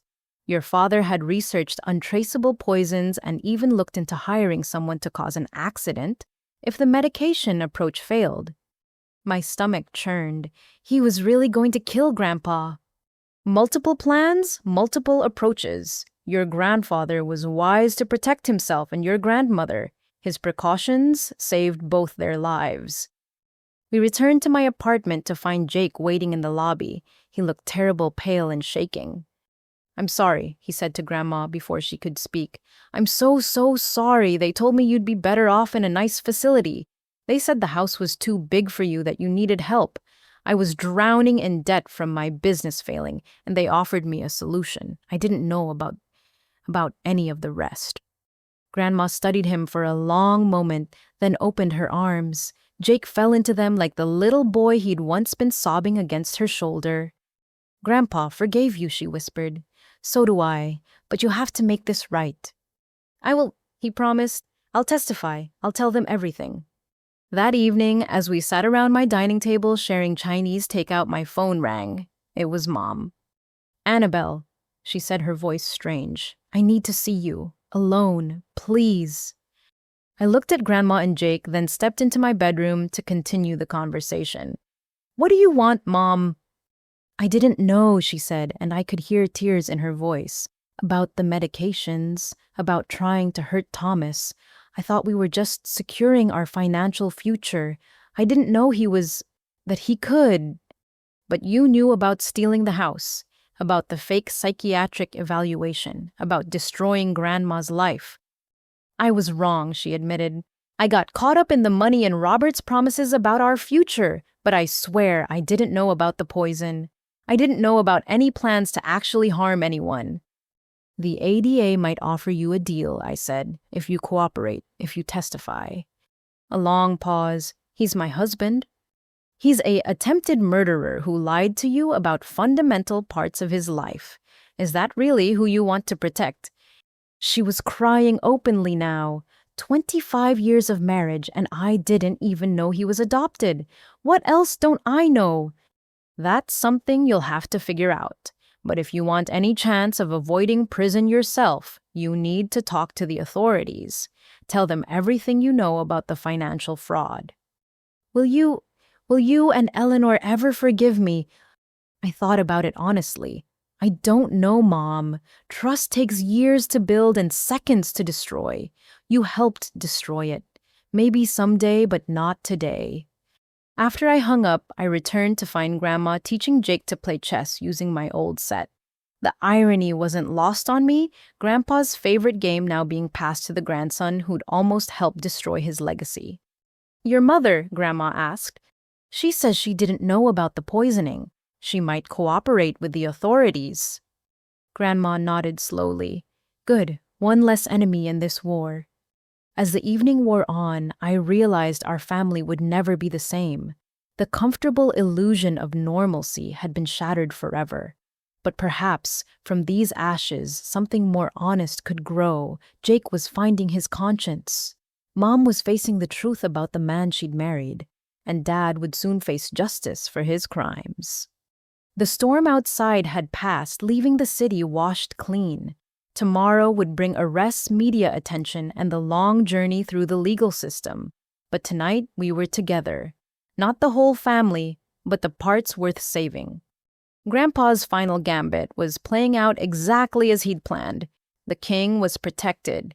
The attacking pieces were being removed from the board. And slowly, move by move, we were winning the game he'd started long before any of us realized we were playing. The arrests happened at dawn. I watched from my apartment window as police cars surrounded my childhood home, their lights painting the neighborhood in alternating red and blue. Dad was let out in handcuffs, still in his pajamas, his face a mask of fury and disbelief. Mom followed shortly after, her head bowed, looking smaller than I'd ever seen her. The local news picked up the story within hours. Prominent local accountant arrested for attempted murder of father, read the headline on Channel 7. By noon, it was state news. By evening, reporters were calling my phone. Ms. Walsh had prepared us for this. Don't speak to media, she'd instructed. Let the facts speak for themselves through the legal system.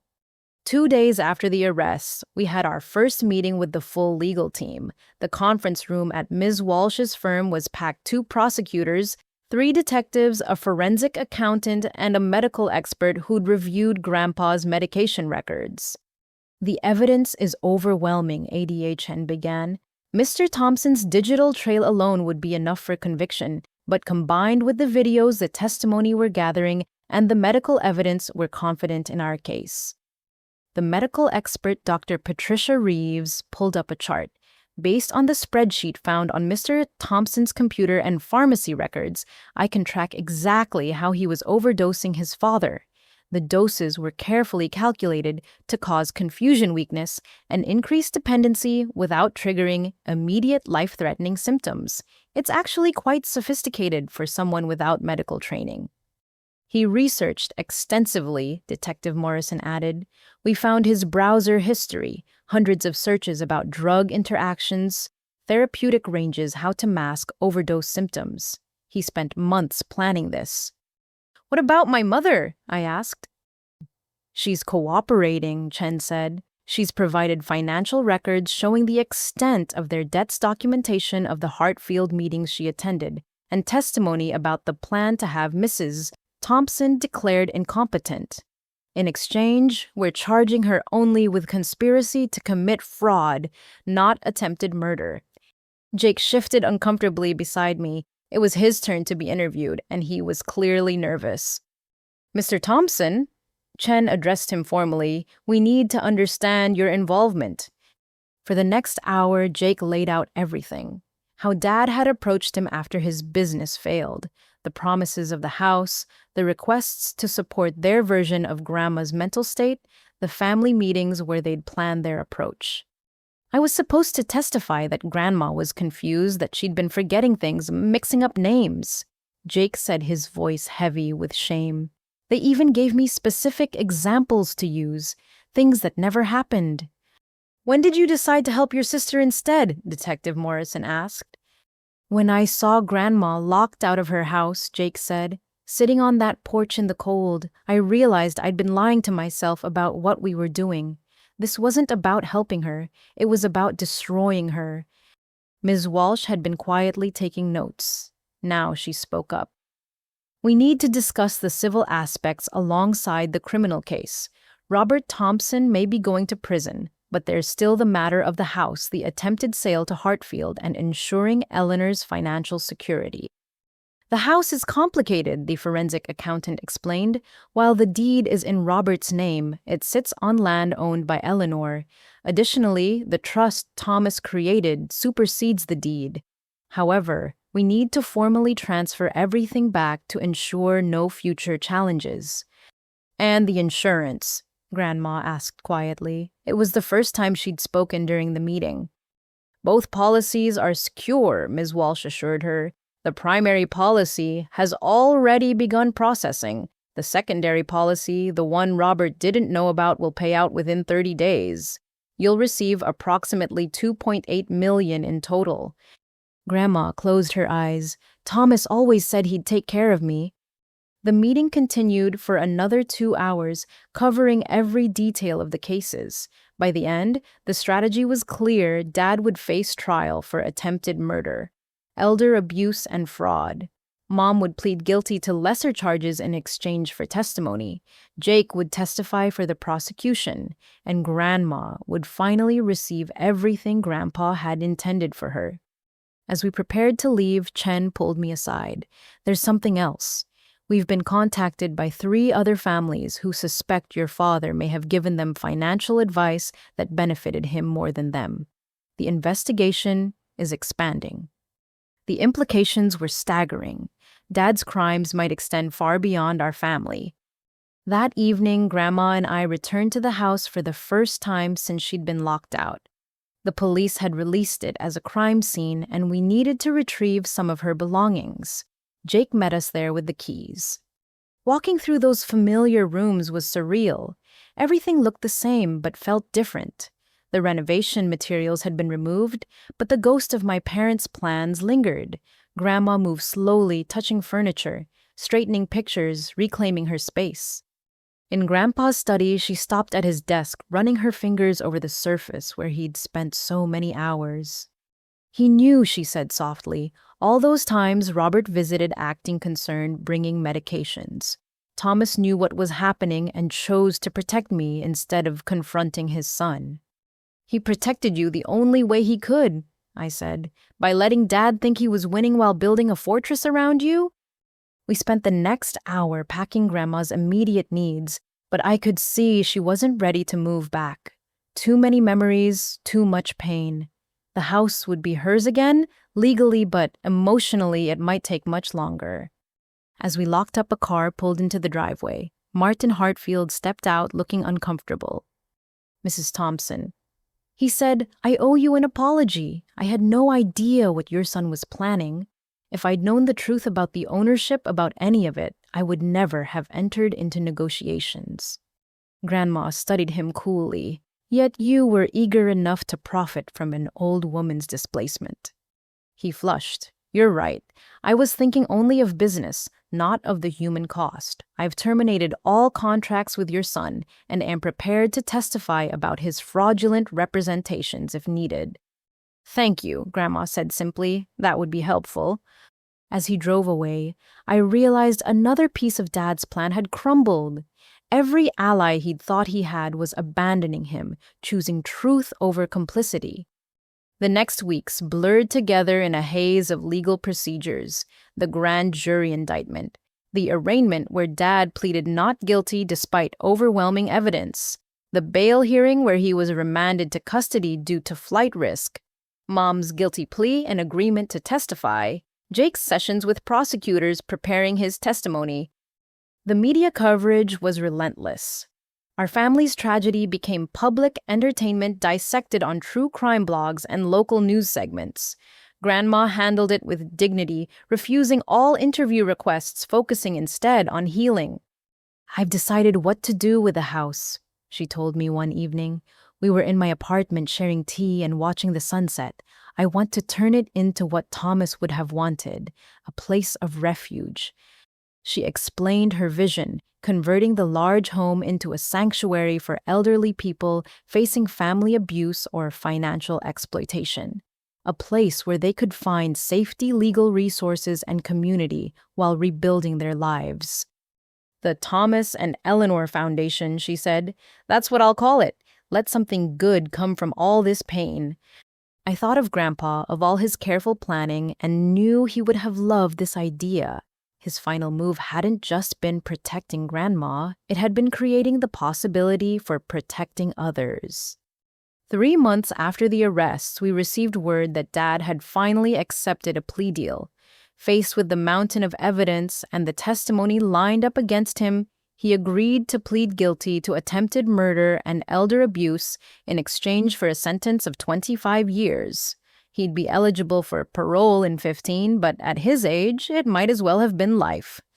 Mom received 5 years probation and community service for her role in the fraud. Part of her plea agreement included divorcing Dad and surrendering any claim to marital assets, ensuring everything would go to Grandma as a restitution. The day of Dad's sentencing, Grandma insisted on attending. She wanted to face him one last time, to look him in the eye as justice was served. The courtroom was packed with reporters, other families who'd come forward with complaints against Dad, and curious onlookers drawn to the sensational case. Dad entered in Shackle's orange jumpsuit, replacing his usual pristine suits. He'd lost weight, aged years and months. When he saw us, something flickered in his eyes. Regret, perhaps, or just self-pity. The judge, Honorable Margaret Foster, was known for her tough sentences in elder abuse cases. She listened impassively as the prosecutor laid out the facts, as Dad's lawyer made weak arguments for leniency, as victim impact statements were read. Then it was Grandma's turn. She walked to the podium with steady steps, her head high. "Your Honor," she began, "I'm not here to ask for vengeance. I'm here to speak for my husband Thomas, who can no longer speak for himself. For 2 years he endured poisoning by his own son, knowing what was happening, but choosing to protect me rather than expose Robert. He died wondering if he'd failed as a father, if he'd somehow created the monster who was slowly killing him." She turned to look directly at Dad. "You were chosen, Robert. Chosen by a man who had no obligation to love you but did anyway. Chosen to carry his name, to inherit his legacy. And you chose to poison him for money. That's a betrayal beyond forgiveness." "But," she continued, turning back to the judge, "I also know that hatred and bitterness would poison me as surely as those medications poisoned Thomas. So I choose to let go, to use what he left me to help others, to turn this tragedy into purpose. That's what Thomas would want." When she finished, there wasn't a dry eye in the courtroom. Even Dad was crying, though whether from genuine remorse or self-pity, I couldn't tell. Judge Foster's sentence was exactly what the prosecution requested: 25 years for attempted murder, 10 years for elder abuse, 5 years for fraud to be served concurrently. Dad would be nearly 80 when eligible for parole. As they led him away, He looked back once. "I'm sorry," he mouthed to Grandma. She nodded once, acknowledging the words without accepting them. Some apologies come too late to matter. Outside the courthouse, reporters swarmed, but we pushed through to our car. The criminal chapter was closed. Now came the work of rebuilding, of creating something positive from the ashes of our family. "It's over," I said as we drove away. "No," Grandma corrected gently. "It's just beginning. Thomas saw further than any of us. He didn't just protect me, he gave us the tools to protect others. That's the real inheritance." She was right. The Thomas and Eleanor Foundation was already taking shape. The house would soon be transformed. Other families facing similar abuse would find refuge and support. Grandpa's final gambit hadn't just saved Grandma, it would save countless others. The legal battle was won, but the larger victory was still unfolding. In trying to destroy everything Grandpa built, Dad had instead revealed its true strength. Love properly protected could outlast any betrayal. Truth carefully documented could overcome any lie. And justice, though sometimes slow, would eventually prevail. As we headed home, I thought about the chess lessons in Grandpa's study, about thinking multiple moves ahead, about sacrificing pieces to protect the king. He'd taught me well, but more than chess, he'd taught me that the most important victories weren't measured in money or property, but in lives protected and trust preserved. The game was over. We'd won. But somewhere I knew Grandpa was smiling, already thinking 3 moves ahead to victories we couldn't yet imagine. The story of what Dad had done spread through our town like wildfire. Within days of his sentencing, it seemed everyone had an opinion, a memory, or their own story of his deceptions. What started as our family's private tragedy became a community reckoning. The first to come forward was Mrs. Chen from the library where Grandma had volunteered for 20 years. She appeared at my apartment one morning carrying a box of cards and letters. "These are from the reading program, children," she explained, setting the box on my kitchen table. When they heard Miss Eleanor had been locked out of her home, they wanted to help. Grandma opened card after card, each one decorated with crayon drawings of houses and hearts. "Dear Miss Eleanor," one read in shaky handwriting, "you read us the best stories. We hope you get your house back. Love, Jimmy." "There's more," Mrs. Chen said. "The library board wants to name the children's reading room after you, and several families have offered to help renovate the house for your foundation." It was just the beginning. Dr. Patterson, Grandpa's physician, came forward with his own suspicions. "I always wondered why Thomas's symptoms fluctuated so wildly," he told us during a meeting at Ms. Walsh's office. "His blood work would show therapeutic levels during appointments, but his symptoms suggested overdosing. Now I know why. Robert was controlling when to give proper doses versus dangerous ones."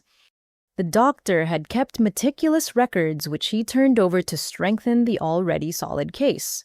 But more importantly, he offered to serve on the foundation's board, providing medical oversight for elderly residents who might be facing similar abuse. Then came the financial victims. Once news of Dad's arrest spread, 3 families contacted authorities about suspicious investment advice he'd given them. The Waynes had lost their retirement savings in a risky venture Dad recommended while secretly profiting from commissions. The Parkers discovered their conservative portfolio had been churned to generate fees. The Nguyens found out their children's college funds had been moved to investments that benefited Dad's gambling creditors. "We trusted him," Mr. Wayne told me when we met to discuss joining a civil suit. "He was Thomas's son. We thought that meant something." The local news station, Channel 7, ran a week-long investigation into elder financial abuse using Dad's case as the centerpiece. The reporter, Sarah Martinez, interviewed dozens of families who'd experienced similar betrayals. "What's shocking," she said during one segment, "is how common this is. Children stealing from parents, caregivers manipulating seniors, financial advisors preying on the elderly. The Thompson case isn't unique. It's just unusually well documented, thanks to Thomas Thompson's foresight." The community response was overwhelming. A GoFundMe page started by someone we didn't even know raised over $100,000 for the foundation before Grandma asked them to stop saying she had sufficient funds thanks to Grandpa's planning. Local contractors volunteered their services for the house renovation. The Brennan family, who owned a construction company, offered to do the work at cost. Mr. Thompson helped my dad start this business 40 years ago, Mike Brennan explained. Gave him a loan when no bank would. This is our chance to repay that kindness. Even my high school got involved. Mrs. Morrison, my old English teacher, organized a fundraiser where students read stories to raise money for the foundation. Your grandmother taught many of us to love reading, she said. It's time we gave back. But perhaps the most meaningful support came from an unexpected source. 2 weeks after Dad's sentencing, a woman named Patricia Harrison contacted Ms. Walsh. She was Dad's biological mother. We met at a quiet cafe downtown. Patricia was in her 70s with Dad's eyes, but none of his hardness. She clutched a worn folder as she spoke. I was 17 when I had Robert, she began. Too young, too poor. I gave him up for adoption, hoping he'd have a better life. I've followed him from afar all these years, proud when he seemed successful, heartbroken now to see what he's become. She opened the folder, revealing newspaper clippings spanning decades. Dad's college graduation, his wedding announcement, business awards he'd won, and now the arrest headlines. I contacted Thomas once, she continued, when Robert was 25. I wanted him to know I hadn't abandoned him by choice. Thomas was so kind. He said Robert was loved, that he was their son in every way that mattered. He asked me to wait, said Robert wasn't ready to know about me. Grandma reached across the table to take Patricia's hand. Thomas was protecting you too. He knew Robert had anger about being adopted. He didn't want that directed at you. Patricia was crying now. I have some money saved. Not much, but I want to contribute to your foundation. Maybe it can help someone else's child not turn out like mine did. The donation was modest by monetary standards, but enormous in emotional weight. Even Dad's biological mother, who'd never raised him, understood the importance of protecting the vulnerable from predators like her son had become. As word of the foundation spread, offers of help poured in. A local law firm volunteered pro bono services for elderly abuse victims. A medical practice offered free consultations. The community college proposed financial literacy classes specifically designed for seniors. Jake threw himself into the foundation work with the energy of someone seeking redemption. He used his financial expertise, the same skills Dad had corrupted, to set up sustainable funding structures and investment strategies that would keep the foundation running for decades. I can't undo what I almost helped Dad do, he told me one evening as we worked on paperwork, but I can make sure it never happens to anyone else. The house renovation began in earnest. Walls came down to create communal spaces. Bedrooms were updated with safety features for elderly residents. The kitchen Grandma had cooked thousands of meals in was transformed into a commercial-grade facility capable of serving many. But we kept Grandpa's study exactly as it was, turning it into a library and quiet space. His chess set remained on the desk, waiting for new games between residents who might need the same strategic thinking to protect themselves that he'd employed to protect Grandma. 3 months into the renovation, we held a community open house. Hundreds of people toured the building, learning about the foundation's mission. Former students Grandma had taught brought their own children. Families Dad had helped before his corruption took hold shared stories of the good man they'd once known. It's beautiful, Mrs. Rodriguez said, admiring the renovated living room. Her own mother had been financially abused by a nephew, leaving her homeless at 80. Knowing there's a place like this where she could have gone, it matters. The media attention brought unexpected benefits. A national organization focused on elder protection reached out, offering to make our foundation a model for others nationwide. Legal experts wanted to study Grandpa's preemptive protection strategies. Medical professionals were interested in the medication tracking that had exposed Dad's poisoning attempts. Your grandfather didn't just protect your grandmother, the organization's director told us. He created a template for how elderly people can safeguard themselves against family abuse. We'd like to create the Thompson Protocol based on his methods. Grandma insisted the protocol be free and widely distributed. Thomas would want everyone to have these tools, she said.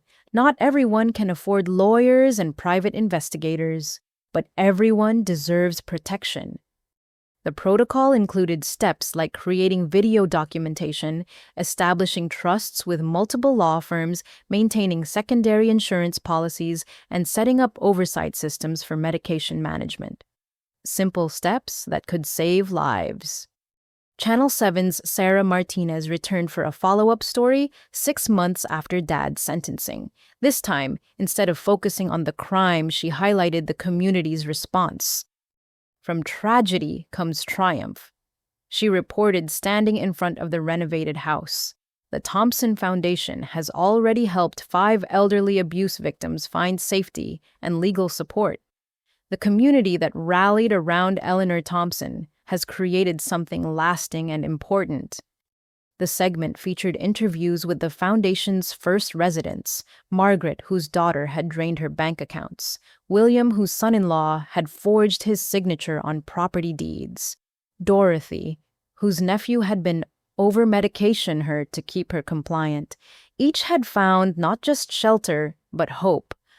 "They gave me my dignity back," Margaret said on camera. "I'm not just a victim here. I'm a person again." The story went viral, reaching millions online. Donations poured in from across the country. Other communities reached out wanting to create similar foundations. Law schools requested permission to use Grandpa's videos as teaching tools. Medical schools wanted to include the medication abuse patterns in their curricula. Mom watched from afar. She'd completed her community service at a senior center where she'd seen firsthand the prevalence of elder abuse.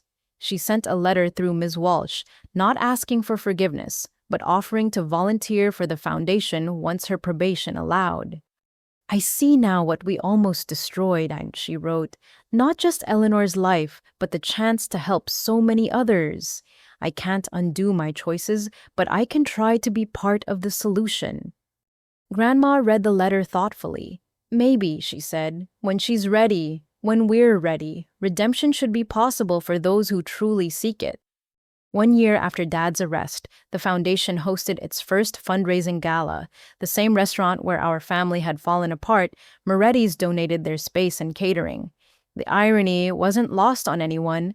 Where Dad had lunged across a table in rage, supporters now gathered in celebration. Jake gave the keynote speech, his voice steady despite visible emotion. "A year ago, I nearly helped destroy my grandmother. I let greed and fear override love and decency, but this community showed me that mistakes don't have to define us. Actions do, and together our actions have created something powerful." He announced that the foundation had helped 23 elderly abuse victims in its first 6 months. That legal victories had recovered over $2 million for seniors whose families had stolen from them. That the Thompson Protocol had been downloaded 50,000 times. "My grandfather played the long game," Jake concluded. "He saw past the immediate threat to the larger possibility. He knew that exposing one predator could help protect countless prey. His legacy isn't just the house or the money he protected. It's every senior who sleeps safely tonight because of what he started." The applause was thunderous. Grandma stood slowly accepting the recognition with grace, but quickly redirecting attention to the work ahead. "Thomas always said the best moves in chess were the ones that accomplished multiple goals," she said. "Protecting me was just one goal, creating this foundation, building this community of support that's the greater victory. But we're not done. As long as there are seniors being abused, our work continues." Looking around that room, I saw the truth of Grandpa's final gambit.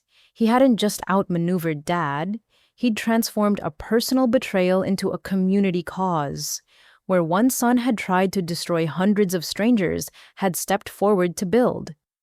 The local news captured the evening's highlights, but they missed the quieter moments.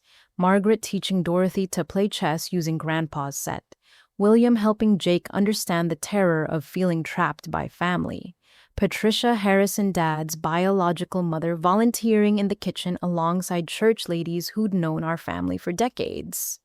These were the real victories, not just the legal triumphs or financial recoveries, but the human connections forged from shared pain and mutual support. The community that had watched our family's public destruction had chosen to help build something better from the ruins. As the evening ended, I found Grandma in Grandpa's study, now the foundation library, sitting in his old chair. The chessboard was set up as if for a game. "He would have loved this," she said softly. "All these people coming together, protecting each other. This is what he saw, isn't it? Not just saving me, but creating a way to save others." He saw it all, I agreed. Every move, every possibility. He knew that exposing Dad would inspire others to act, that showing how seniors could protect themselves would spread knowledge, that from our family's pain could come community healing. She moved a pawn forward on the chessboard. "The game continues," she said. "New players, new strategies, but the same goal. Protect the vulnerable, expose the predators, build something better." Outside cars were leaving the fundraiser, but inside the house, lights stayed on. Night staff were arriving for the residents. Volunteer lawyers were preparing cases for new clients. The work that Grandpa had started with hidden cameras and secret USB drives had become a movement. The community had rallied indeed, not just to support Grandma or condemn Dad, but to address a problem that had hidden in plain sight for too long. Elder abuse thrived in silence and isolation. The foundation broke both, creating noise and connection that predators couldn't penetrate.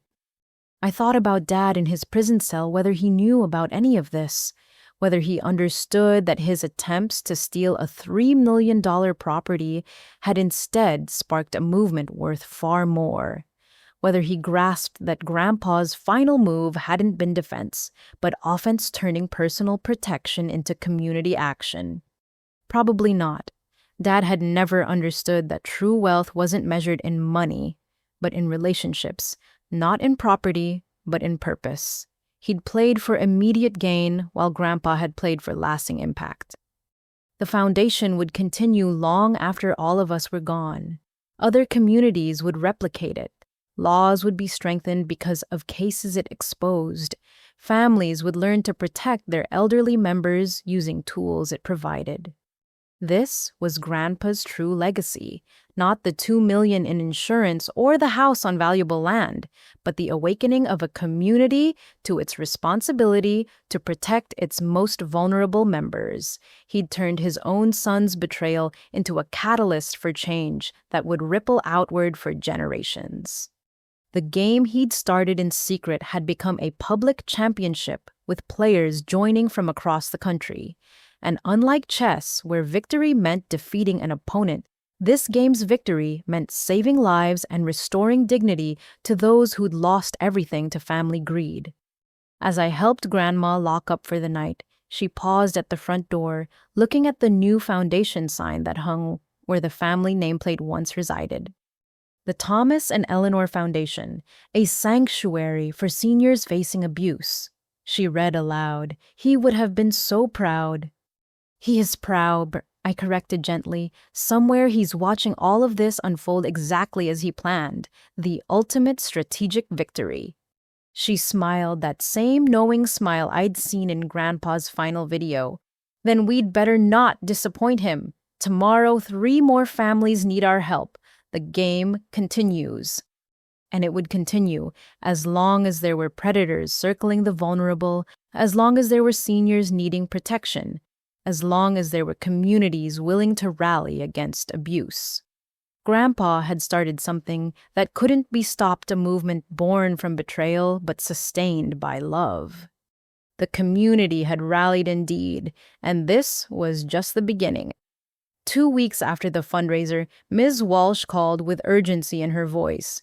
We need to access that safety deposit box again. I've been reviewing Thomas's trust documents, and there's a reference to additional holdings we haven't found yet.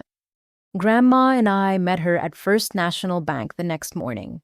The same manager, Mr. Carlson, greeted us with a knowing smile. "Back for another look?" he asked. "Your husband was quite thorough, Mrs. Thompson. He actually maintained 3 boxes here under different variations of your maiden name." We stared at him in shock. "3?" Grandma asked. "Eleanor Fitzgerald, E.M. Fitzgerald, and Eleanor Mary Fitz," he confirmed. "He paid for them all through a trust account, said you'd eventually need all 3, but to only mention them one at a time as you asked." Even from beyond the grave, Grandpa was still revealing surprises. We retrieved all 3 boxes, each requiring different keys that Grandma realized had been hidden in various places around the house. One in her jewelry box, one in her sewing kit, and one taped under a drawer in the kitchen. The first box we'd already seen contained the bonds and gold coins, but the second box held investment portfolios we hadn't known existed. Account statements showed positions in blue-chip stocks, some purchased as far back as 1970. IBM, Coca-Cola, Johnson & Johnson, companies that had grown exponentially over the decades. These accounts are worth, Ms. Walsh paused, recalculating, just over $1.3 million. But it was the third box that took our breath away. Inside were deeds to properties we'd never heard of. A small apartment building in Portland, 2 rental houses in Seattle, a commercial lot in downtown Spokane. "I don't understand," Grandma said, sifting through the papers. "Thomas never mentioned owning property outside our town." Ms. Walsh examined the deeds carefully. "These were all purchased through a trust in your maiden name. The rent has been going into accounts that—" Wait, she pulled out a statement. "The rent has been automatically reinvested for 40 years, with compound growth and property appreciation." She used her phone calculator, cross-referencing current property values. Her eyes widened. "Eleanor, these properties and their associated accounts are worth approximately $4.7 million. Grandma had to sit down. "That's impossible. We lived modestly. Thomas was a teacher. Where did this money come from?" At the bottom of the box was an envelope marked "Explanation for Eleanor." Inside, Grandpa's careful handwriting told the story. "My dearest Eleanor, if you're reading this, then Robert has shown his true colors, and you've had to dig deeper into our protections. You're probably wondering how a teacher accumulated such wealth. The truth is, I've been planning for this possibility since the day Robert first asked about our finances 20 years ago. I saw something in his eyes that worried me, a calculating look that reminded me of my own father's greed. I started small, taking extra tutoring jobs and summer classes, investing every penny in your name. Remember when I taught night school for 10 years? You thought I was saving for retirement. I was, but not the retirement you imagined. I was building a fortress for you, brick by brick, dollar by dollar. The properties came from a settlement you never knew about. In 1978, the school district accidentally exposed several teachers to asbestos. They offered quiet settlements to avoid publicity, while others took lump sums I negotiated for rental properties, instead, all in your maiden name, managed by a company that sent proceeds to investment accounts. I never told you because I knew your generous heart. You would have shared it with Robert, helped him with his schemes and debts, but I saw what you couldn't. Our son's love had a price tag, so I hid it all, letting it grow, knowing that someday you'd need it. The apartment building in Portland has 16 units. The Seattle houses are in neighborhoods that have gentrified beautifully. The Spokane lot is prime for development. But more than their monetary value, they represent 40 years of love letters written in secret financial planning. Use this wealth to expand the foundation. Protect others as I've protected you. And remember, my darling, this isn't about the money. It's about ensuring that love outlasts greed, that planning defeats predation, and that even from the grave, I can still wrap you in safety. All my love, Thomas. P.S. Check with Maritime Savings in Seattle about account EM 1960U. One more surprise. We sat in stunned silence. Grandpa hadn't just outsmarted Dad. He'd built an entire financial empire in secret, all to protect Grandma from their own son. He lived his whole life keeping this secret, Grandma whispered. 40 years of extra jobs, careful investing, and I never suspected. Ms. Walsh was already on her phone with Maritime Savings. After several transfers and security verifications, she got confirmation. The EM 1962 account exists. It's a precious metals IRA worth approximately $800,000. The total was staggering.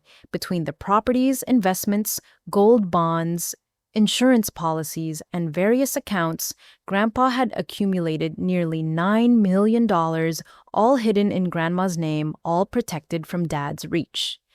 There's more, Mr. Carlson said quietly. He'd been reading through some of the bank's records. Your husband left instructions that if anyone except Mrs. Thompson tried to access information about these boxes, we were to notify law enforcement immediately. He listed Robert specifically as someone to watch for.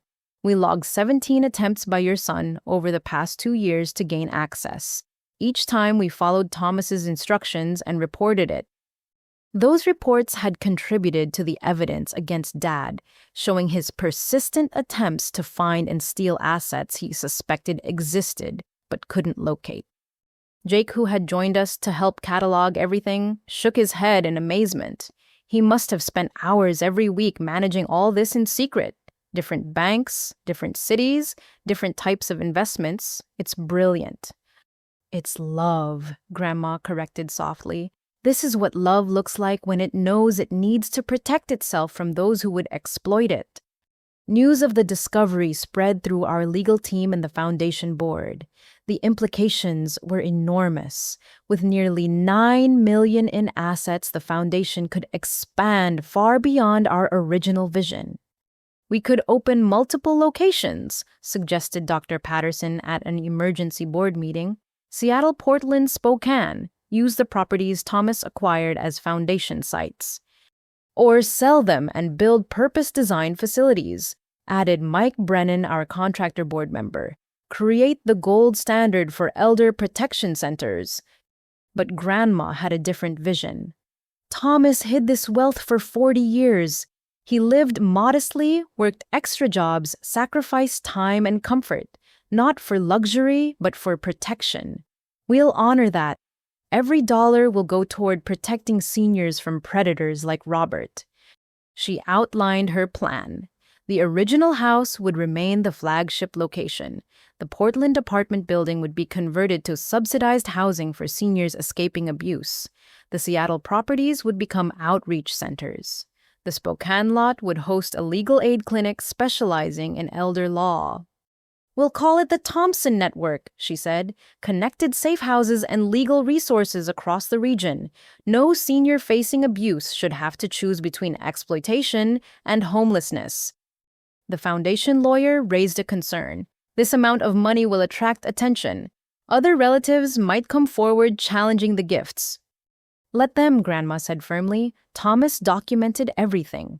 Every deposit, every investment, every property purchase. He built this fortress legally and carefully. Anyone who wants to challenge it will face the same scrutiny Robert faced. Sure enough, within days of the news, leaking distant relatives appeared. A cousin of Dad's claimed Grandpa had promised him money. An aunt insisted she was owed a share as family. Each was politely directed to Ms. Walsh, who presented them with Grandpa's meticulous documentation showing every asset was legally Grandma's. More interesting were the people who came forward with stories about Grandpa. Former students he'd tutored for free who now realized he'd been using their payments for his secret fund. Colleagues who remembered him taking every extra shift every summer session claiming he enjoyed staying busy. He fixed my car once, said Mr. David Kim, who owned the corner store. Wouldn't take payment, said helping neighbors was payment enough. Now, I wonder if he was saving every penny for this? A forensic accountant hired to verify all the assets found something else. Grandpa had been brilliant in his investment strategies, often buying stocks just before major growth periods, selling just before downturns. Either he was incredibly lucky or he spent serious time studying markets, she told us. This portfolio shows professional level management. That's when Margaret Sullivan came forward. She was a retired investment advisor who lived 3 blocks from Grandpa's house. Thomas consulted with me for years, she revealed. Never as a client. He said he couldn't afford professional management. Instead, he'd help with my garden in exchange for investment advice. I taught him everything I knew. He was the best student I ever had. She showed us notebooks Grandpa had kept at her house, filled with market analysis, investment strategies, and calculations. He'd study for hours, always focused on long-term growth and capital preservation. Said he was planning for a future where someone might need protection from family. I thought he meant generally. Now I understand he meant specifically. The hidden fortune changed everything. Media picked up the story again. Teacher secretly accumulates millions to protect wife from greedy son. Donations to the foundation skyrocketed as people were inspired by Grandpa's dedication. But it also attracted unwanted attention. We received a call from Dad's prison. He wanted to meet, claiming he had information about other assets Grandpa might have hidden. Ms. Walsh advised against it, but Grandma decided to go. I need to face him one more time, she said, with everything we now know. The prison visiting room was stark and cold. Dad entered in handcuffs, his orange jumpsuit hanging loosely on his diminished frame. He'd aged dramatically, the confident manipulator replaced by a hollow-eyed prisoner. You found it, he said without preamble. The money I knew existed but could never locate. Your father protected me from you, Grandma replied calmly. For 40 years he worked extra jobs and invested carefully, all because he saw what you were becoming. Dad's face twisted. I was his son. That money should have been family money. It is family money, Grandma said. It's protecting family. The chosen family of seniors who need shelter from predators like you. Your father's legacy will save thousands of people from what you tried to do to us. I could have been different, Dad said suddenly. If I'd known I was adopted earlier, if you'd been honest about my real identity. I always felt like I didn't belong, like I had to prove myself worthy of the Thompson name. You knew you were adopted from age 10, Grandma reminded him. We told you together, your father and I.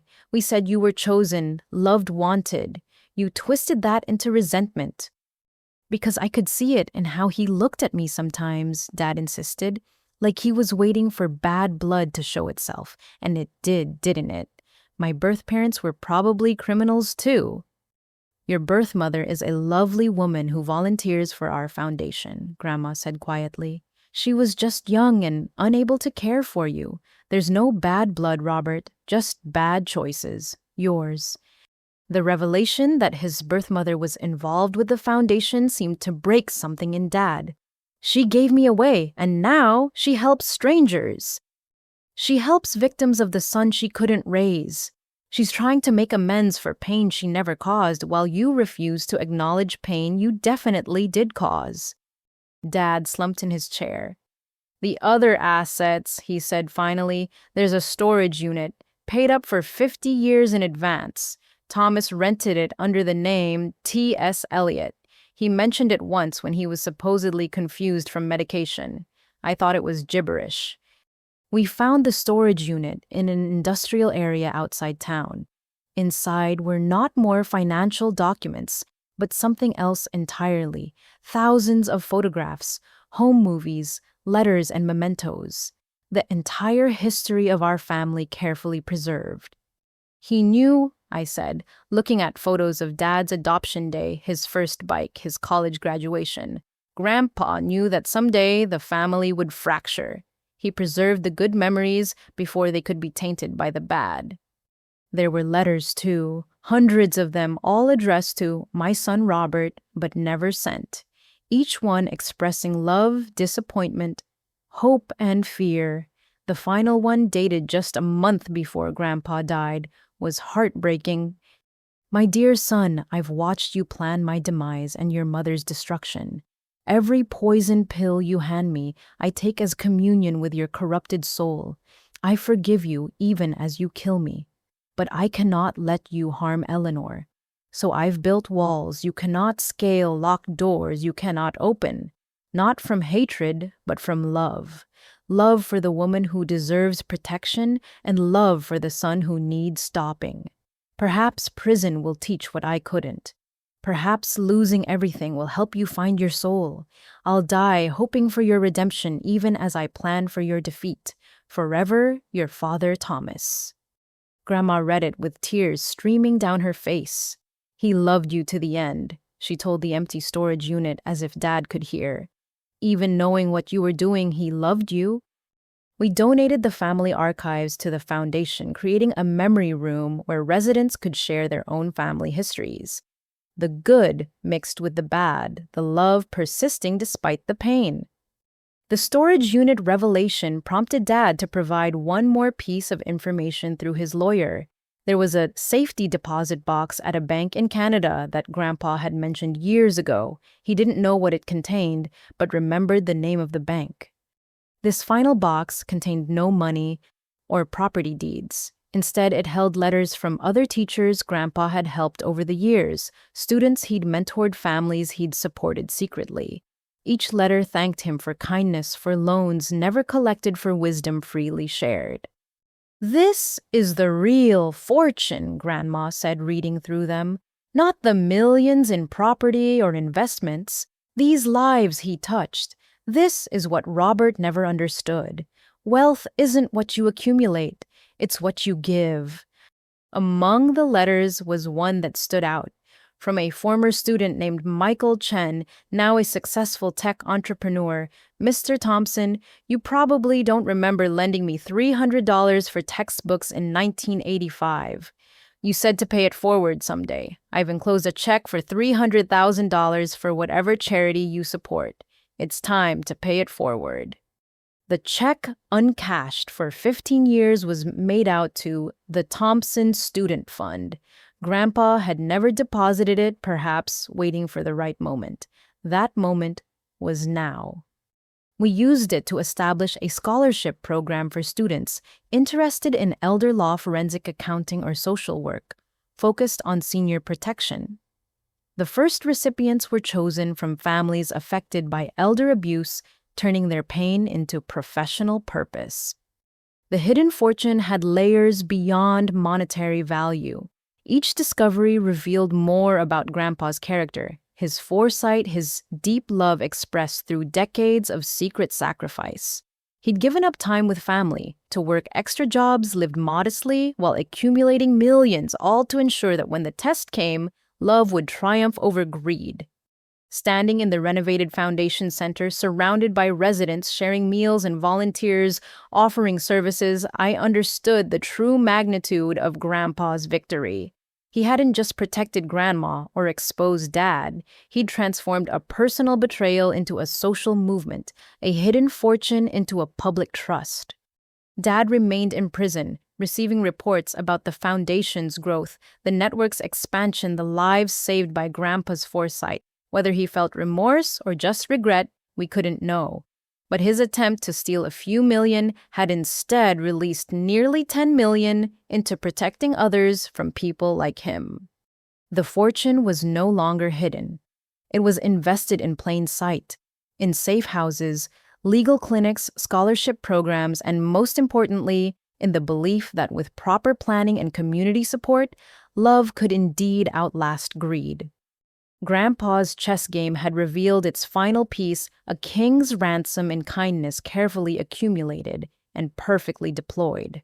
Checkmate achieved not through defeating an opponent, but through protecting the vulnerable and transforming a family's pain into a community's purpose. The call came at 2 a.m, jarring me from deep sleep. Jake's voice was shaky, barely controlled. "Annabelle, I need to tell you something. Can you meet me at the house, our old house? Bring Grandma." "Jake, what's wrong?" "I've been carrying this for too long. There's more you need to know about what Dad did, about what I almost helped him do. Please." Within an hour, Grandma and I stood in the driveway of our childhood home, now the Foundation's flagship center. Jake was sitting on the porch steps, head in his hands, looking like he hadn't slept in days. "I've been seeing a therapist," he began without preamble, "trying to understand how I could have even considered helping Dad. And I remembered things I buried because I was too ashamed to face them." He led us inside to what had been Dad's office, now converted to a counseling room for residents. From behind a filing cabinet, he pulled out a box I'd never seen before. "I hid this here 3 months before Grandpa died," he said. "Dad gave it to me to keep safe. Said it was insurance documents. I never looked inside until last week." The box contained recordings, dozens of small digital devices, each labeled with dates going back 3 years. Jake plugged one into his laptop, and Dad's voice filled the room. "Week 12 of the increased dosage. Subject showing expected confusion and balance issues, slightly more resistant than anticipated. May need to adjust mixture." "Oh, subject," Grandma whispered. "He called Thomas subject." "It gets worse," Jake warned, playing another recording. This one was a conversation between Dad and someone I didn't recognize. They discussed the timeline, expected decline, and documentation needed for incompetence filing. It was clear they'd been planning Grandpa's deterioration like a business project. "Who is that?" I asked. "Dr. Richard Hendricks," Jake said. "Not the psychiatrist who evaluated Grandma, his brother. A doctor who lost his license 5 years ago for Medicare fraud. Dad was paying him for advice on how to make the poisoning look like natural decline." Recording after recording revealed the full scope of Dad's plan. He hadn't acted alone or impulsively. This was a conspiracy involving multiple people, all motivated by the promise of profit from the Hartfield development. "Why didn't you turn this over immediately?" Grandma asked, though her tone was more sad than accusatory. Jake's shoulders shook as he began crying. "Because there's a recording of me too, from 2 years ago. Dad recorded me without my knowledge, talking about my business failures, my desperation. He used it to blackmail me later, said if I didn't help, he'd make sure I was ruined completely." He played the recording, his younger voice drunk and desperate, talking about considering insurance fraud to save his business, about being willing to do whatever it takes to avoid bankruptcy. It was damaging but not criminal. The ramblings of a desperate man who ultimately hadn't acted on those impulses. "I was so scared," Jake continued.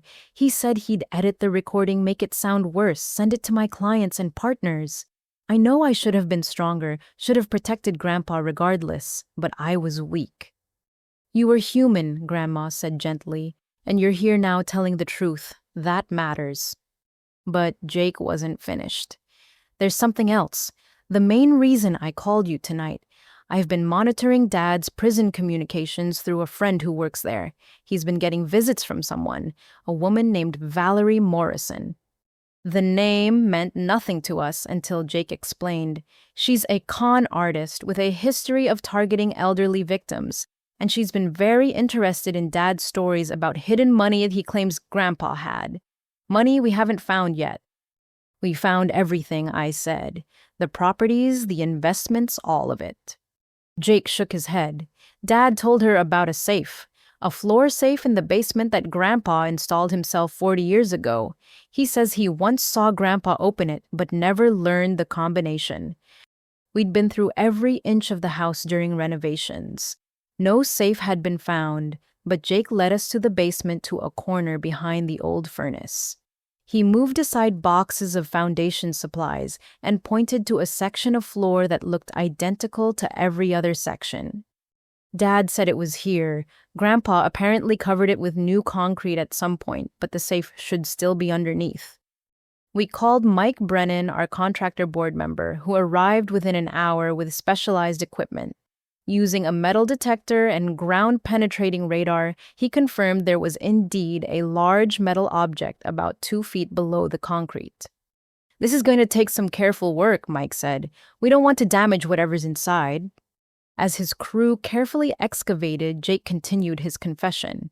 I've been tracking Valerie Morrison. She's planning to approach Grandma, pretend to be a long-lost relative or a friend. She and Dad have been planning this for months. She gets the information about the safe in exchange for putting money in his commissary account and promising to share whatever she finds. How do you know all this? I asked. Because I've been visiting him too, Jake admitted, pretending to still be on his side, letting him think I'm bitter about being cut out of the will. He trusts me enough to share his plans. I've been recording everything. He showed us his phone full of recorded conversations from the prison visiting room. Dad's voice still arrogant even behind bars, detailing his plans to use Valerie to recover what he called my rightful inheritance. Even now he doesn't get it, Jake said. He still thinks he's entitled to everything Grandpa worked for. Prison hasn't changed him at all. The excavation took 3 hours. Finally, Mike's crew uncovered a massive safe built into the foundation itself. It was a model from the 1960s, virtually indestructible without the combination. Any ideas? Mike asked. Grandma studied the safe, then smiled. Thomas loved puzzles. The combination would mean something, not random numbers, but something significant. We tried various important dates, birthdays, anniversaries the day they met. Nothing worked. Then I remembered something from Grandpa's videos. He mentioned playing chess with numbers, using board coordinates as codes. Jake suddenly straightened. The immortal game, Grandpa's favorite famous chess match. He made me memorize it when I was 12. Said it showed how sacrifice leads to victory. He rattled off the key moves from the historic match, and I translated them to numbers based on chess notation. On the 3rd try, the safe clicked open. Inside was not money or gold, but something far more valuable: journals. Dozens of them dating back 50 years. Grandpa's private thoughts, his complete record of building the hidden fortune, and most importantly, his observations about Dad's gradual corruption. I see it in his eyes. One entry from 20 years ago read, "The same greed that destroyed my father. I pray I'm wrong, but I must prepare as if I'm right. Today I started the secondary insurance policy. Eleanor must never know unless necessary." There were also photographs we'd never seen, pictures of Dad meeting with various shady characters over the years. Grandpa had apparently hired a private investigator at times to track his son's activities. He'd known about the gambling debts years before they became critical. He knew everything, Jake whispered. Every scheme, every lie, every betrayal. And he still called him son until the end. At the bottom of the safe was a sealed envelope addressed to Jake specifically, inside a letter dated just months before Grandpa's death. My dear Jake, if you're reading this, then you found the courage to break free from your father's influence. I know he has something on you. He's kept leverage on everyone since childhood. But I also know your heart. You're not like him. You're momentarily lost, not permanently broken. In this safe, you'll find evidence of every crime your father committed before he turned to poisoning me. Tax fraud from his business, embezzlement from clients, even an assault charge he paid to make disappear. I kept it all not to destroy him, but to protect others from him when the time came. Use this wisely. Protect your grandmother, restore your honor, and remember, redemption isn't just possible, it's essential. Your father chose darkness. You can still choose light. With love and faith in your better nature, Grandpa. P.S. Check the hidden compartment in the back. One more surprise.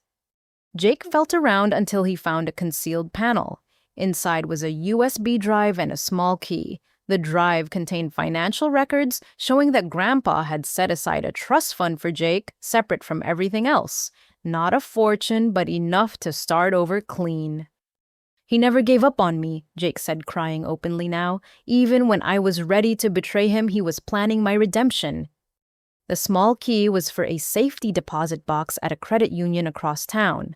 When we retrieved it the next morning, we found letters Grandpa had written to Jake over the years, but never sent, each one expressing pride in Jake's accomplishments, concern for his struggles, and unwavering belief in his potential.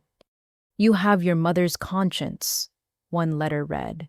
"Sometimes buried, sometimes struggling, but always there. Your father could silence his. You never could. That's why you'll find your way back." Jake made a decision that morning. He took everything we'd found to the FBI, the recordings of Dad's co-conspirators, the evidence of past crimes, the plot with Valerie Morrison, all of it. "I'm testifying," he announced, "not just about the poisoning, but about everything. Every person who helped Dad, everyone who's still out there targeting other seniors. I'm done being afraid." The FBI was very interested. Dr. Richard Hendricks was arrested within a week. Valerie Morrison was caught attempting to contact Grandma with a fake story about being Grandpa's distant cousin. 3 other associates of Dad's were investigated for their roles in various schemes. Jake threw himself into the foundation work with renewed purpose. He used his financial expertise to create educational programs for families, teaching them to recognize the warning signs of elder abuse. He shared his own story, painful as it was, to show how family members could be manipulated into compliance. "I almost helped steal my grandmother's home," he would tell audiences. "I rationalized it as necessary, as somehow acceptable because it was family business. But abuse is abuse whether it comes from a stranger or your own son." He also worked with law enforcement to create a database of financial predators who targeted the elderly. Using Dad's connections and the evidence from the safe, they identified a network of professionals, lawyers, doctors, accountants, who specialized in helping adult children steal from aging parents. The media coverage of Jake's redemption arc was intense. From accomplice to advocate, "How one man chose truth over family loyalty," read one headline. Jake handled it all with grace, never shying away from his accountability while focusing on the future rather than the past. Dad watched from prison as his son dismantled everything he'd built. The reports I received suggested he alternated between rage and disbelief. He'd counted on Jake's shame keeping him silent. Instead, that shame became the fuel for justice.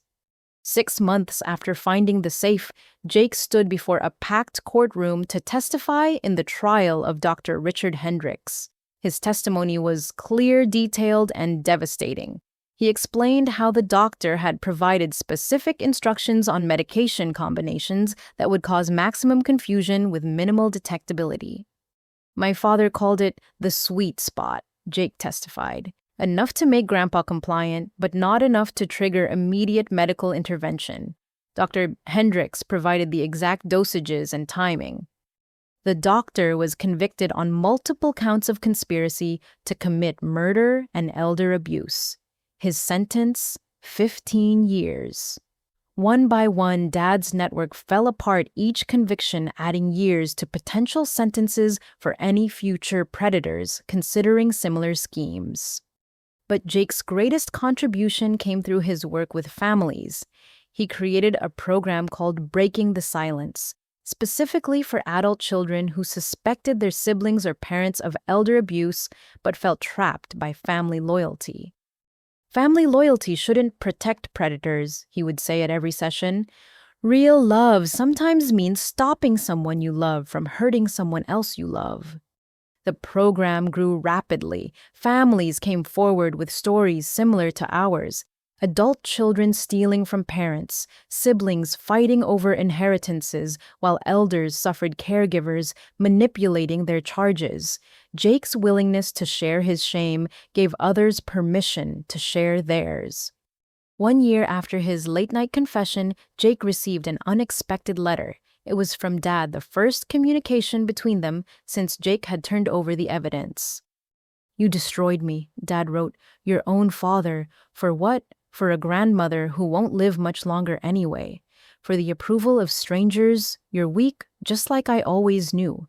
But you're also my son. And despite everything that still means something, I hate what you've done. but I understand why you did it.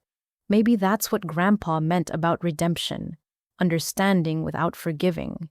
Don't visit. Don't write back. Just know that somewhere in this hatred is something that might once have been love. Jake showed the letter to Grandma and me. We sat with it in silence, feeling the weight of a relationship destroyed beyond repair, yet somehow still acknowledged. He'll never truly understand, Grandma said finally. He can't. To understand would mean accepting that love matters more than money, that protecting the vulnerable matters more than personal gain. His worldview can't accommodate those truths. Jake kept the letter but never responded. He continued his work with the foundation, eventually becoming its executive director. Under his leadership, it expanded to 12 cities, protecting hundreds of seniors annually from financial exploitation. At the foundation's 5th anniversary gala, Jake gave the keynote address. He stood before 800 supporters, many of them families who'd been helped by programs he'd created. 5 years ago, I sat in a room and agreed to help steal my grandmother's home, he began. I was drowning in debt, in fear, in shame. I let those feelings override everything my grandparents had taught me about right and wrong. I nearly became something unforgivable. He paused, looking directly at Grandma in the front row. But redemption is real. Not easy, not painless, but real. Every day I work to earn the forgiveness I've been given. Every senior we protect, every family we educate, every predator we stop. It's all part of a debt I can never fully repay, but will never stop trying to pay. The standing ovation lasted 5 minutes, but more important than applause were the people who approached him afterward. Adult children struggling with similar situations, seniors who'd found safety because of his programs, families reunited after breaking through the silence of abuse. Jake's redemption became a cornerstone of the foundation's philosophy. People could change. Mistakes could be transformed into purpose. Shame could become strength when channeled toward protecting others. On quiet evenings at the foundation, Jake would sometimes play chess in Grandpa's study, now the library. He'd use the same set Grandpa had used to teach him moving pieces across the board with careful deliberation. He saw all of this, Jake told me once. Every move, every possibility. He knew I'd fail initially, but believed I'd eventually make the right choice. He built redemption into his plan. Or maybe, I suggested, he just loved you enough to hope. Jake smiled, moving a pawn forward. Same thing, really. Love, hope, redemption. They're all moves in the same game. Grandpa taught us that. Dad never learned it. That's the difference between us.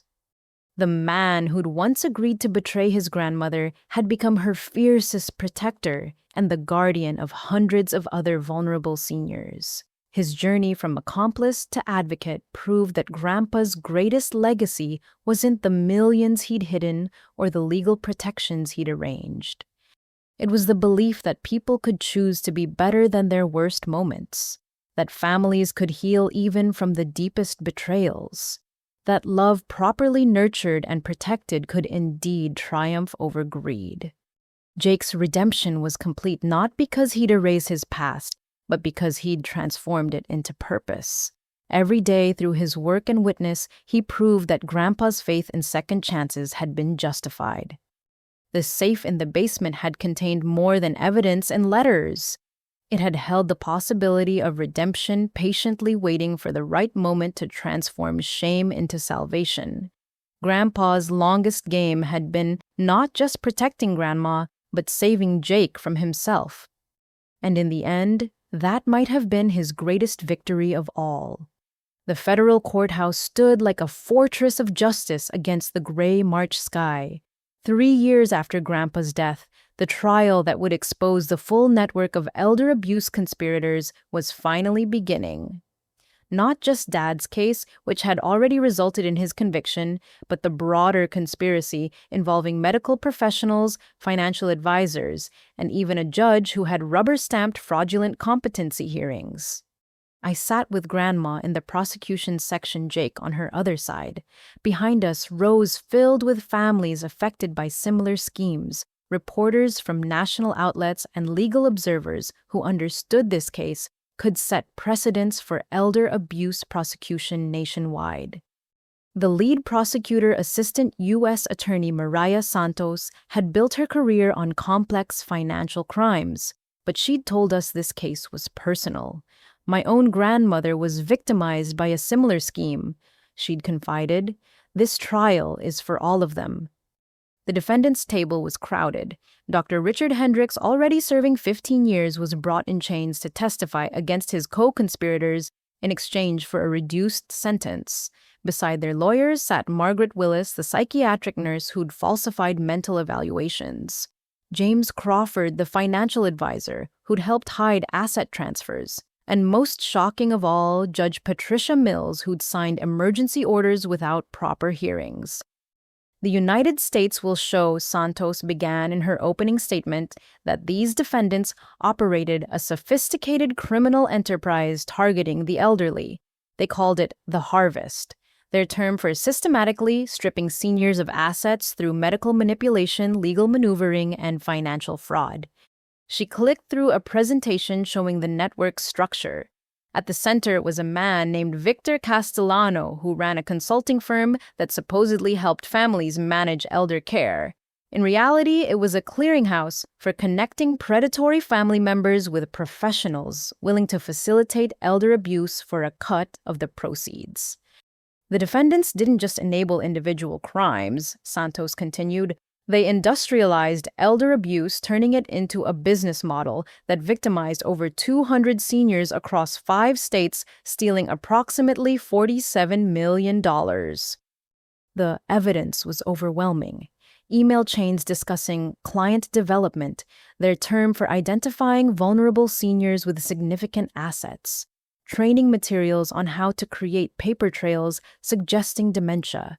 Fee schedules for various services, $5,000 for a favorable psychiatric evaluation, $10,000 for emergency guardianship orders, percentages of eventual asset recovery. When Grandma took the stand on day 3, the courtroom was silent. She wore the same navy dress she'd worn to every major hearing, her silver hair pulled back her bearing, dignified despite everything she'd endured. Mrs. Thompson, Santos began gently, can you tell us about the first time you realized something orchestrated was happening? Grandma's voice was clear and strong. When I found the evaluation form Dr. Hendricks had supposedly filled out about Thomas, it described symptoms he never had, medications he wasn't taking. But what really caught my attention was that it was dated 2 days before the doctor had actually seen him. She walked through the evidence methodically, the falsified medical records, the backdated legal documents, the coordinated timing of Dad's actions with professional services he couldn't have known about without inside help. Your son couldn't have done this alone, Santos stated. No, Grandma agreed. He had help, a network of people who saw my husband's life and our lifetime of savings as nothing more than a harvest to be reaped. The defense attorneys tried to shake her during cross-examination, suggesting her age might affect her memory, implying she might be confused about dates and details. Grandma calmly produced her own notebooks where she documented everything in real time. I may be elderly, she said firmly, but I'm not stupid. I knew something was wrong. I just didn't know how many people were involved in making it wrong. Jake's testimony on day 5 was even more devastating. He brought the recordings from the basement safe, the ones where Dad discussed the network with various conspirators. The courtroom listened to Dad's voice casually planning Grandpa's deterioration, with Dr. Hendricks negotiating percentages with Crawford, discussing which judge would be most cooperative. I was almost part of this, Jake admitted. They had a standard approach for recruiting family members. First, identify financial pressure. Second, normalize the theft as estate planning. Third, provide professional cover to make it seem legitimate. I fell for all of it until I saw what it really was, a murder plot disguised as elder care.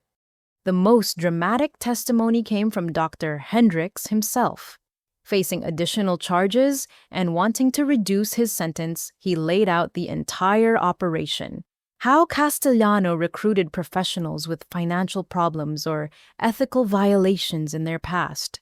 How they shared strategies for making abuse look like care. How they protected each other when investigations arose. We had lawyers to threaten families who complained, he testified. Doctors to provide second opinions supporting our diagnoses. Judges who would sign orders without asking questions. And financial advisors to make the money disappear into offshore accounts. It was a full-service operation. He revealed that Dad wasn't even among their biggest clients. One family had stolen $8 million from their patriarch. Another had hastened 3 deaths to accelerate inheritances. The network had operated for 7 years, growing bolder with each success. What made the Thompson case different? Santos asked. Thomas Thompson, Hendricks replied. He was the first one who fought back effectively. His documentation, his secret recordings, his hidden assets. He beat us at our own game. When that story hit the news, other families started looking closer at their situations. The whole network began unraveling. On day 8, we heard from other victims. Martha Reeves, whose daughter had used the network to steal her retirement savings. William Chen, whose son had tried to have him committed to access his pension. Dorothy Anderson, who'd lost her home of 60 years to a nephew who'd gotten a fraudulent guardianship order from Judge Mills.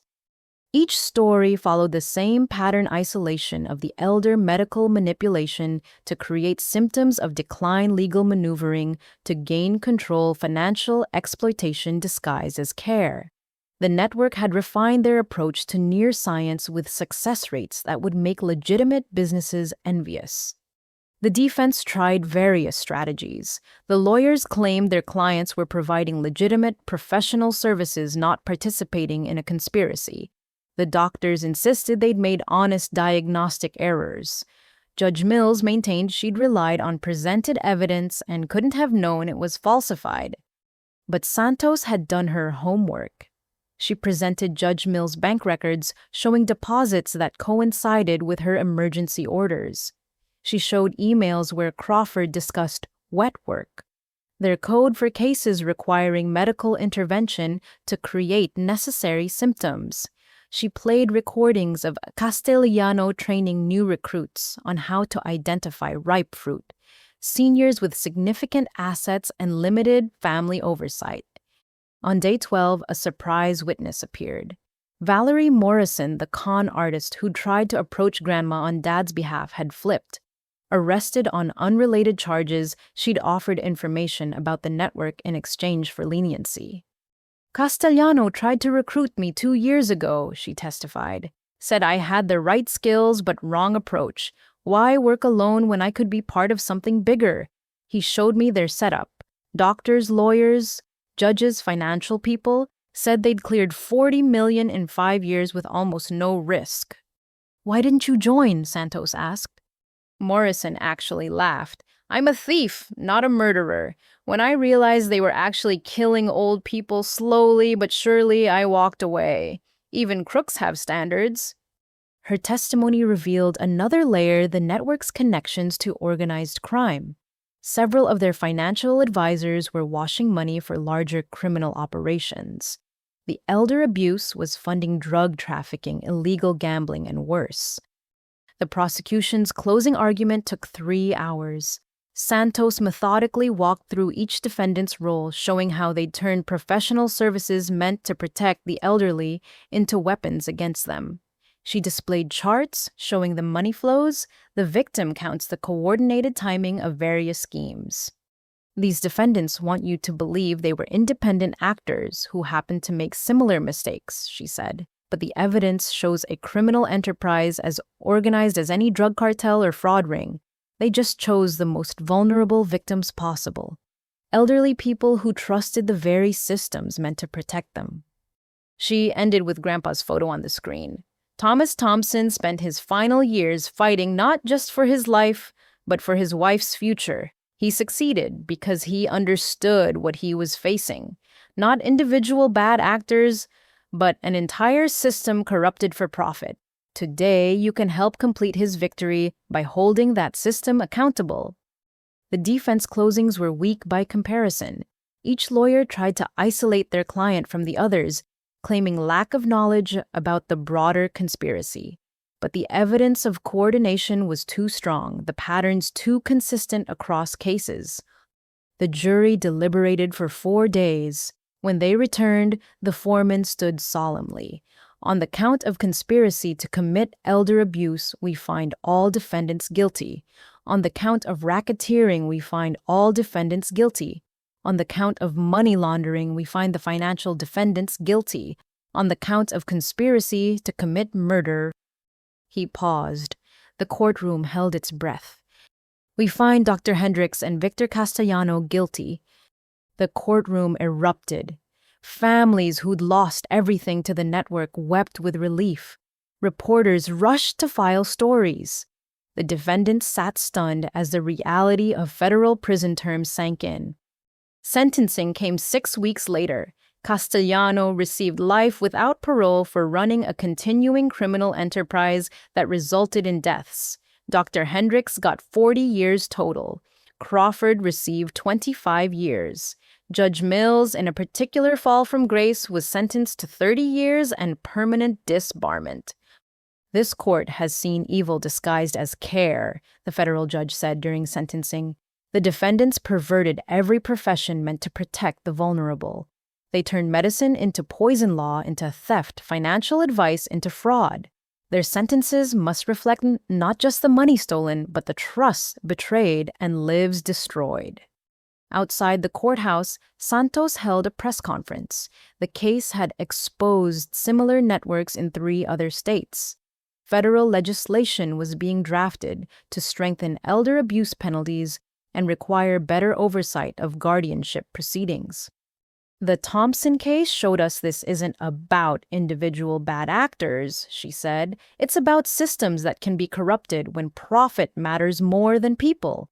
Every senior watching this should know we're coming for anyone who sees your golden years as their golden opportunity. Grandma spoke briefly to the media. My husband knew evil existed. He prepared for it, fought it, and ultimately exposed it. This verdict doesn't bring him back or undo the pain, but it might prevent other families from suffering what we did.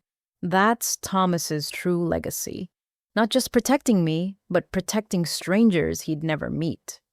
The trial's impact rippled outward immediately. Elder law practices reported surge in calls from families wanting to protect their seniors. Financial institutions implemented new safeguards for elderly account holders. Medical boards began reviewing patterns that might suggest abuse disguised as treatment. Jake worked with legislators to draft Thomas's law, federal legislation requiring multi-party verification for guardianship changes, mandatory reporting of unusual medication patterns in elderly patients, and severe penalties for professionals who facilitate elder abuse. Grandpa documented everything because he knew individual justice wouldn't be enough. Jake explained to Congress during testimony he wanted systemic change.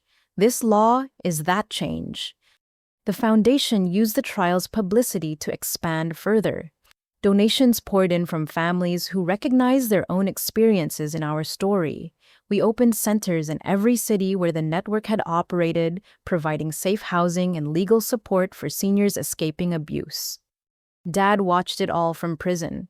Reports suggested he'd followed the trial obsessively, perhaps finally understanding that his individual greed had connected him to something much larger and darker. He never commented publicly, but his lawyer mentioned he'd begun attending chapel services and counseling sessions about accountability. 3 months after the verdicts, I received a package with no return address. Inside was a chess piece, a white king, and a note. Your grandfather would be proud. The king is protected. The game is won. A friend of justice. We never learned who sent it, but Grandma placed the king on Grandpa's chessboard in the foundation library. It stood there as a reminder that sometimes justice requires not just individual courage, but systematic dismantling of corruption.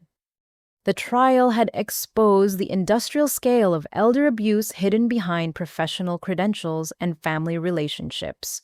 But more importantly, it had shown that such systems could be defeated by careful documentation courage to speak truth and communities willing to protect their most vulnerable members. Grandpa had started by trying to protect Grandma from Dad. He'd ended by protecting hundreds of seniors from an entire criminal network. His chess game had grown beyond anything he could have imagined, with moves playing out in courtrooms and legislatures across the country. The verdicts weren't just about punishment. They were about prevention, about making elder abuse so risky and penalties so severe that the next Castellano would think twice before viewing seniors as easy targets. They were about validation for every family who'd been told they were imagining things, overreacting, or being paranoid when they suspected abuse. Most of all, they were proof that David could still defeat Goliath, that careful planning could overcome criminal networks, that love properly defended could triumph over greed, systematically deployed. The trial was over, but its echoes would protect seniors for generations to come. In the end, Grandpa's greatest victory wasn't saving Grandma or exposing Dad. It was revealing an entire shadow industry, preying on the elderly and providing the evidence needed to destroy it. He turned personal defense into public justice, family betrayal, into systemic reform. The White King stood on his chessboard, protected and protecting others, a symbol of strategy, defeating strength of foresight, conquering immediate greed. The game Grandpa started had become a tournament, and love had won every match. The unraveling of Dad's life accelerated after the network trial. From his federal prison cell, he watched everything he'd built crumble. His accounting firm, once respectable, was investigated for financial irregularities spanning decades. Clients fled. Partners distanced themselves. The business that bore his name was dissolved within 6 months of the verdicts. I attended the bankruptcy hearing for his firm out of morbid curiosity. The trustee's report was damning. Dad hadn't just stolen from Grandpa. He'd been skimming from clients for years, using his position to hide assets, manipulate tax returns, and facilitate the very kind of elder abuse he'd perpetrated on his own father. Mr. Thompson operated his practice as a personal piggy bank, the trustee reported. Conservative estimates suggest he stole over $1.2 million from various clients over 15 years. Former clients lined up to testify. Mrs. Patterson, whose retirement fund had mysteriously shrunk. The Hendersons, who discovered their tax returns had been altered to generate refunds that went to Dad's accounts. Business after business revealed discrepancies that pointed to systematic theft. But it was Mom's testimony that truly destroyed any remaining sympathy for Dad. As part of her plea deal, she'd agreed to full cooperation. Now dressed in simple clothes rather than her designer suits, she laid out 25 years of financial manipulation. Robert always needed more, she said quietly, more money, more status, more validation. When legal means weren't enough, he found illegal ones. I chose not to see it for too long. When did you first suspect criminal activity? The prosecutor asked. Mom's voice was barely audible. 15 years ago, money would appear in our accounts that didn't match his salary or legitimate bonuses. He said it was investment returns consulting fees. I wanted to believe him. She revealed offshore accounts, shell companies, a web of financial deception that predated the assault on Grandpa by decades. The gambling debts that had driven the final desperate acts were just the tip of a corruption iceberg. Did you ever confront him? Once. He became violent. Not physically, but verbally, said I was too stupid to understand finance, that he was building our future, that I should be grateful instead of questioning. The bankruptcy court seized everything. The house Mom had loved, the cars, the investment accounts, all liquidated to pay back victims.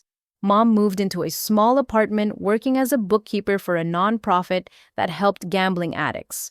Part of her community service, but she continued even after her hours were complete.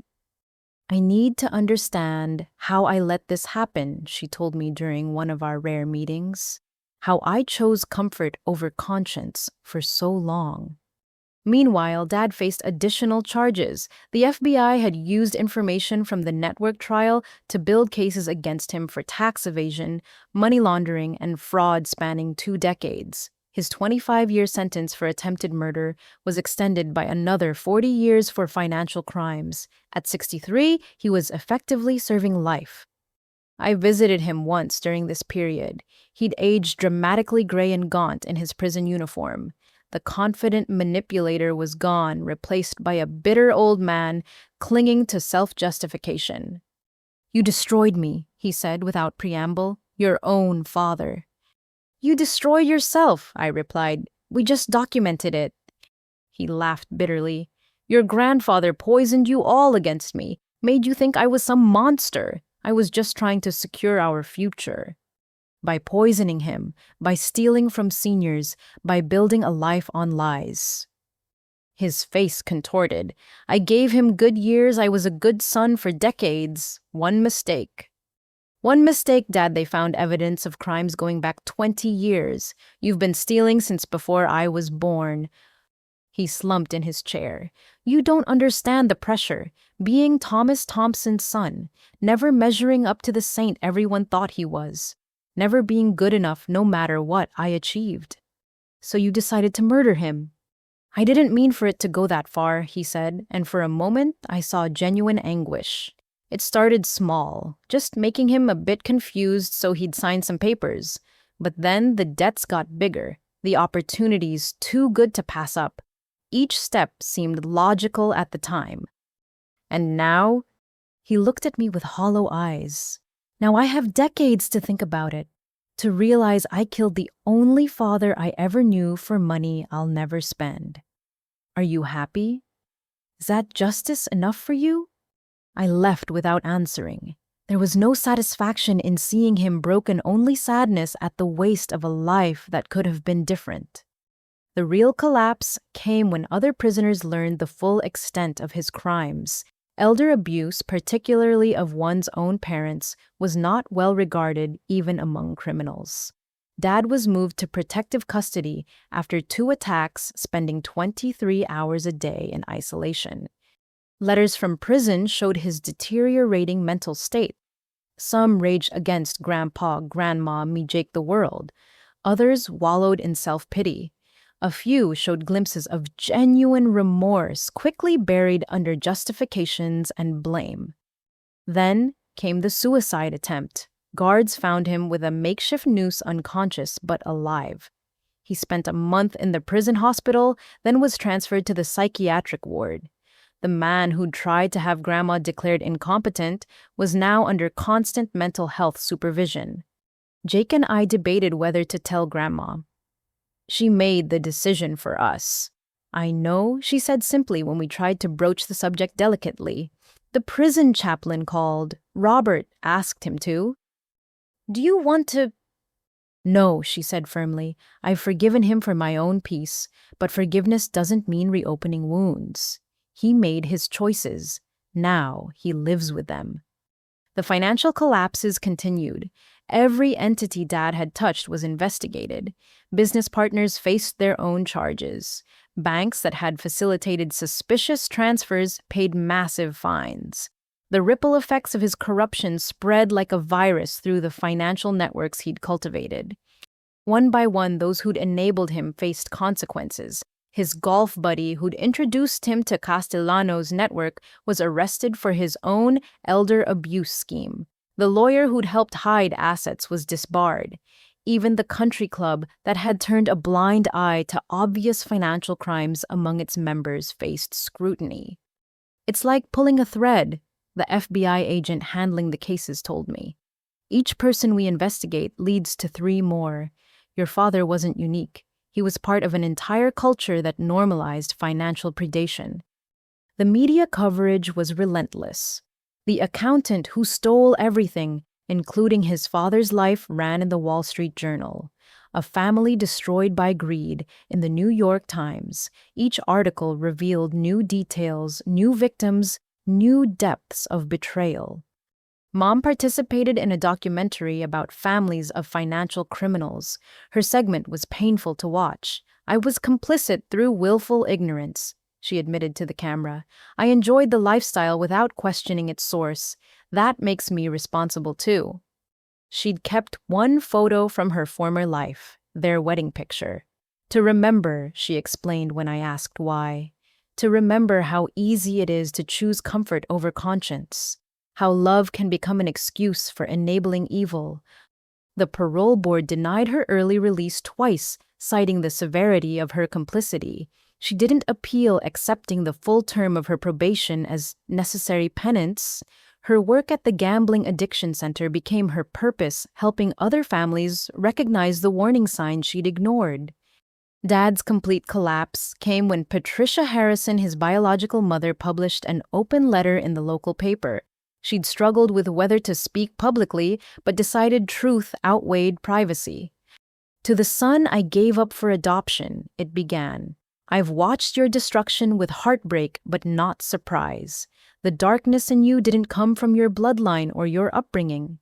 It came from choices you made, values you rejected, love you weaponized. The Thompsons gave you everything I couldn't: stability, education, opportunity, love. You repaid them with poison and theft. I grieve not for the son I gave up, but for the parents you destroyed. They deserved better.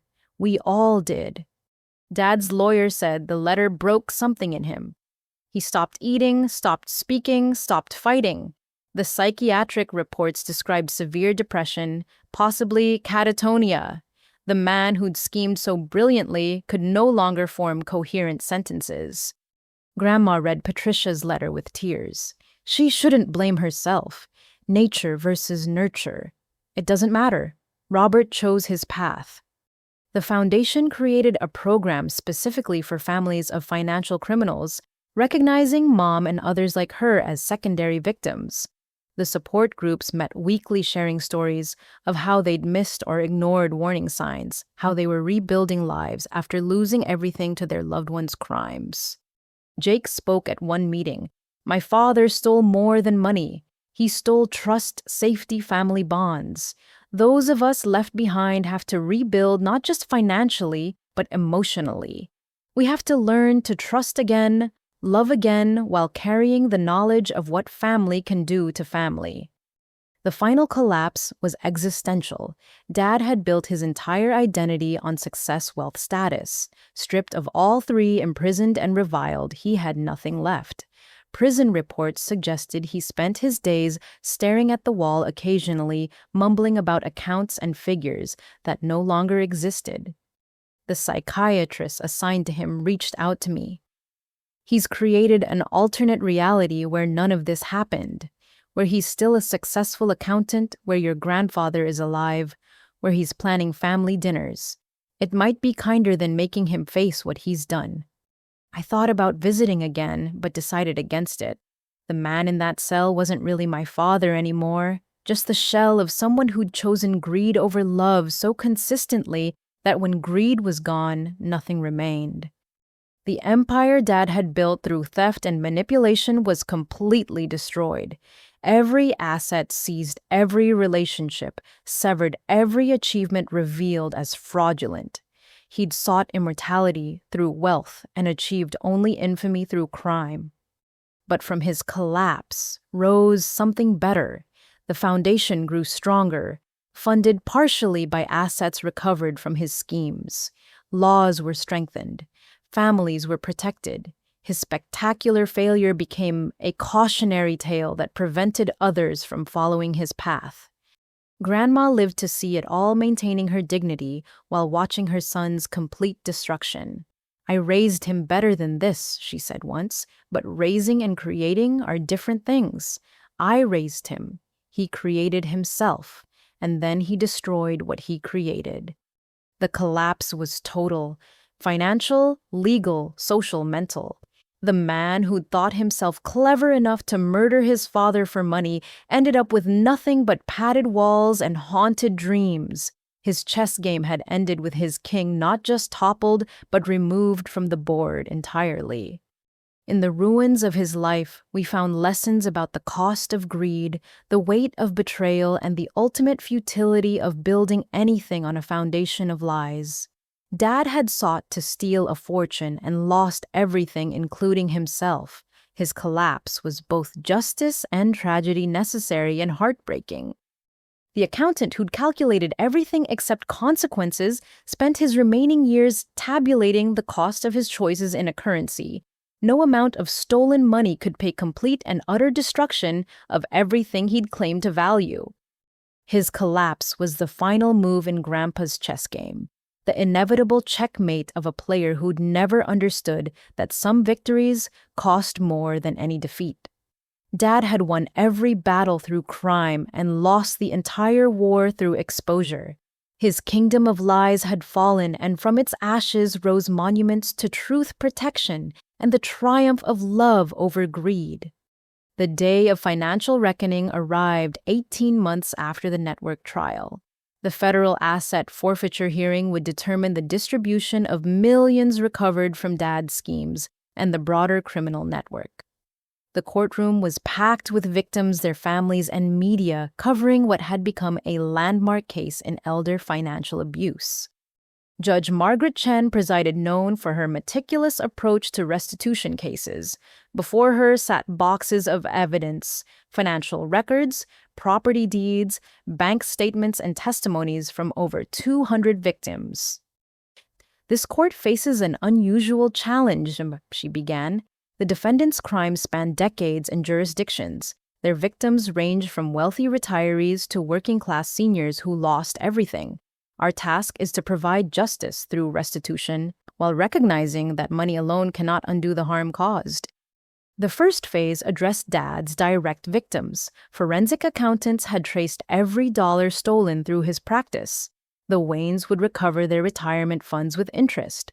The Nguyens would see their children's college accounts restored.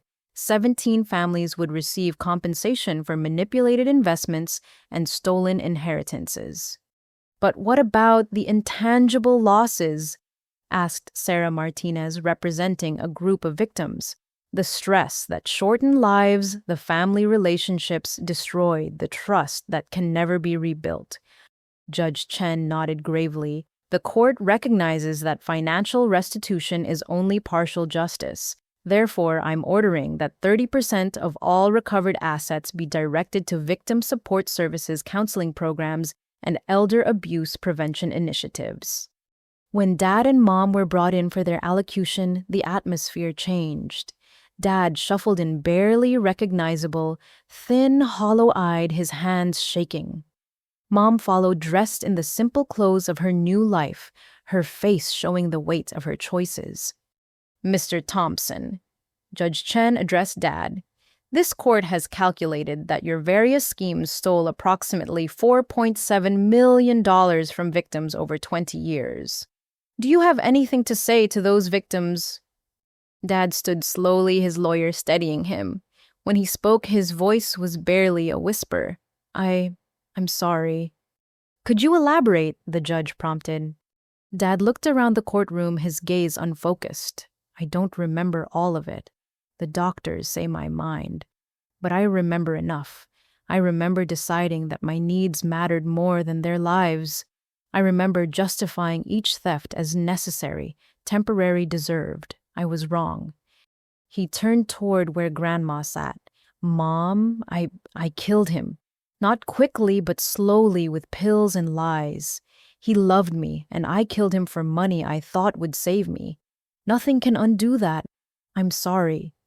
The apology felt hollow to many, but Grandma's face showed something like pity. Not forgiveness exactly, but recognition of a broken human being finally facing truth. Mom's statement was more coherent, but equally painful. "I was the enabler," she said, tears flowing freely.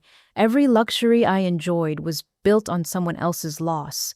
Every time I chose not to ask questions, I chose complicity over conscience. To all the families we destroyed, I'm sorry. I'm working every day to be different, to help others avoid my mistakes. It's not enough, but it's all I have to offer." Judge Chen proceeded to the asset distribution. The recovered funds totaled nearly $12 million from all defendants. Each victim would receive full restitution plus interest.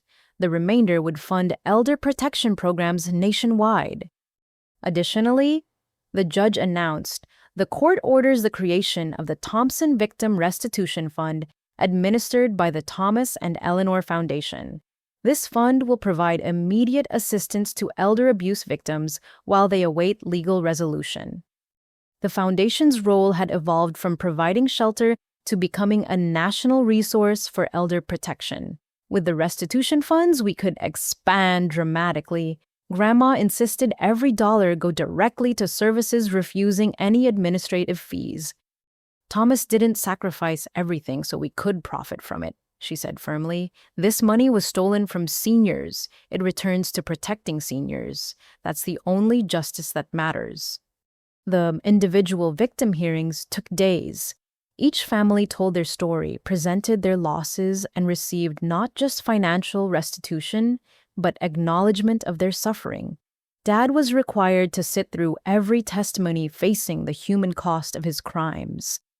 Margaret Patterson, 83, described discovering her retirement fund had been drained. I trusted him because he was Thomas's son. I thought that meant something. I spent 2 years eating 1 meal a day, too ashamed to tell anyone I couldn't afford food. William Foster, 79, confined to a wheelchair, explained how Dad's theft of his savings meant he couldn't afford necessary medical equipment. I fell twice because I couldn't replace my walker, broke my hip the second time, still dealing with the pain. Each story added weight to Dad's visible breakdown. By the third day, he was crying constantly, rocking in his chair, mumbling apologies that meant nothing to people whose lives he'd destroyed. The corporate defendants faced their own reckonings. Castellano's consulting firm was liquidated, its assets of $8 million distributed to victims. The medical practices that had participated lost their licenses and faced millions in malpractice settlements. Banks that had facilitated suspicious transfers paid hefty fines that funded elder abuse investigations. This network treated our seniors like ATMs, Prosecutor Santos said during the restitution arguments. They saw vulnerability as opportunity, trust as weakness. The financial penalties must be severe enough to deter others from viewing our elders as easy targets. Jake testified about the foundation's plans for the restitution funds. We'll create rapid response teams for suspected abuse cases, legal aid clinics in every major city, safe houses for seniors fleeing exploitation, education programs for families to recognize warning signs. My grandfather protected one person. These funds will protect thousands. The most emotional moment came when Patricia Harrison, Dad's biological mother, took the stand. She wasn't a direct victim, but asked to address the court about accountability. I gave Robert up believing he'd have a better life, she said. The Thompsons gave him everything. Love, opportunity, education. He threw it away for greed. As his birth mother, I feel responsible for bringing him into the world. I want to donate my life savings to the victim fund. It's not much, but it's what I have. Judge Chen gently refused the donation. Ms. Harrison, you bear no responsibility for choices made by a child you didn't raise. Your presence here, your acknowledgement of victims' pain is contribution enough. But Patricia insisted on donating to the foundation separately, her modest gift carrying emotional weight far beyond its monetary value. She also volunteered to speak at foundation events about nature versus nurture, about how crime is chosen, not inherited. The hearing revealed the investigation had expanded internationally. Dad's offshore accounts in the Caymans and Switzerland were frozen. Art and jewelry purchased with stolen funds were seized from storage units. Properties bought under shell companies were liquidated. Every hidden asset was dragged into the light. The scope of theft is staggering, Judge Chen noted, but equally staggering is the effort to hide it. The defendants spent almost as much energy as concealing crimes as committing them. This court ensures that effort was wasted. Mom faced her own financial reckoning. Though she hadn't directly stolen, she'd benefited from theft. The court ordered her to forfeit all marital assets, leaving her with only clothes and personal items. She accepted without protest. I lived in a house built on others' misery, she said. Losing everything is appropriate. Starting over with nothing is my chance to build something honest. The restitution hearing also addressed future protection. Judge Chen ordered the creation of a national database tracking professionals disciplined for elder abuse, required reporting standards for unusual financial patterns affecting seniors, mandatory training for financial institutions on recognizing exploitation. This case reveals systemic failures, she stated. Individual restitution isn't enough. We need systematic reform to prevent future predation. Dad's final assets were the most symbolic. His prized Rolex collection bought with stolen money was auctioned for victim relief. His country club membership status symbol of success was revoked with proceeds going to elder services. Even his professional awards were stripped, the organizations returning any associated funds to the restitution pool. By the end, Dad owned literally nothing except prison uniforms. The man who'd killed for money was left penniless, his entire material existence erased. Mom had slightly more, a small apartment, a modest job, a chance at redemption. But both face the same fundamental reckoning: actions have consequences, and those consequences compound over time. The victim impact statements continued throughout the hearings. Not just financial losses, but human costs. Seniors who'd lost faith in family, children who discovered their inheritances stolen by trusted advisors, entire communities shaken by revelations of how widespread elder abuse had become. But alongside pain came resilience. Victims formed support groups. Families rebuilt trust slowly. Communities created protection networks. The foundation provided not just services, but hope that justice, though delayed, was possible. Your grandfather started this, one victim told me. His courage in documenting abuse gave us courage to speak up. His careful planning showed us we could fight back. We're not just victims anymore, we're survivors. The financial reckoning totaled over $50 million, returned to victims and protective services.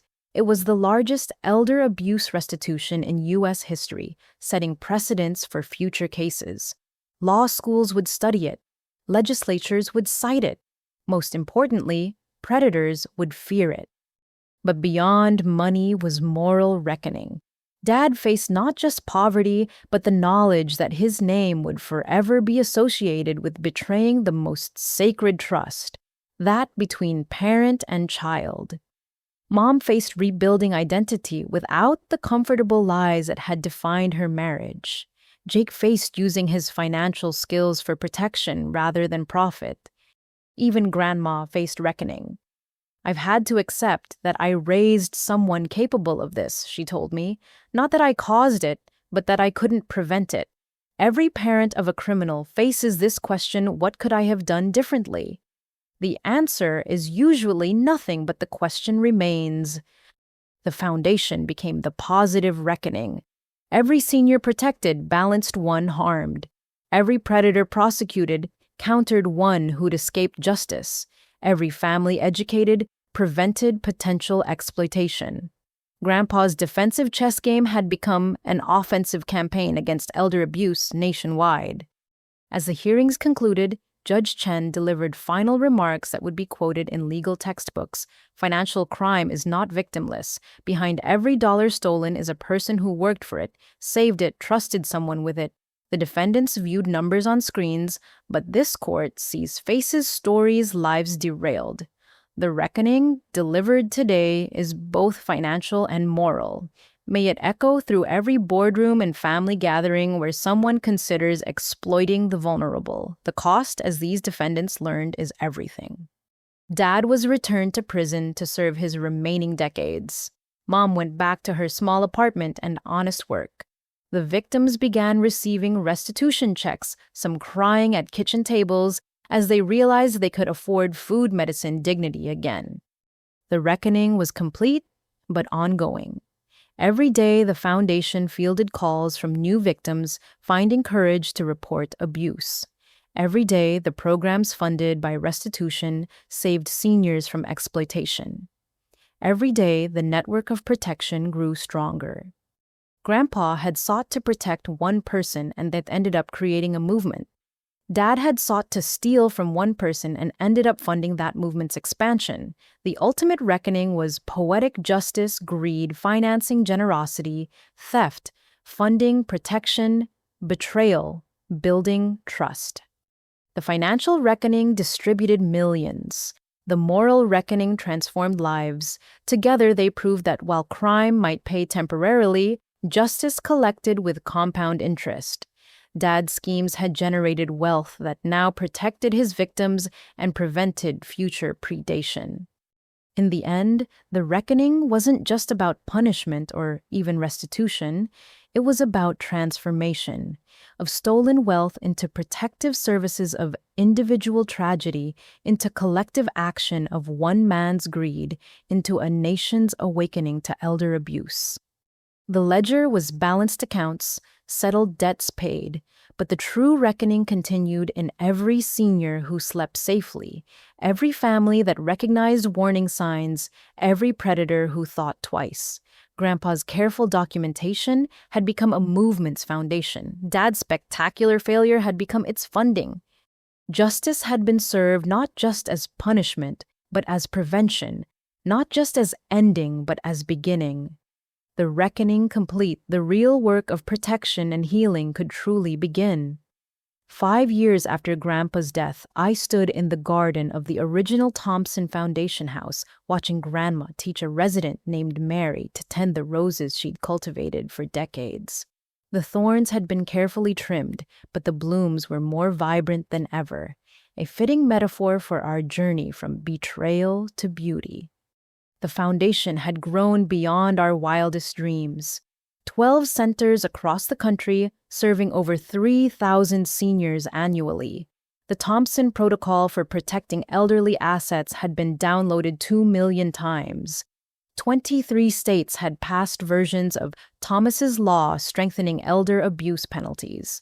What started as one man's chess game had become a national movement. The secret, Grandma told Mary, is to prune the dead parts fearlessly. Only then can new growth flourish. She was 83 now, still sharp, still strong, still teaching.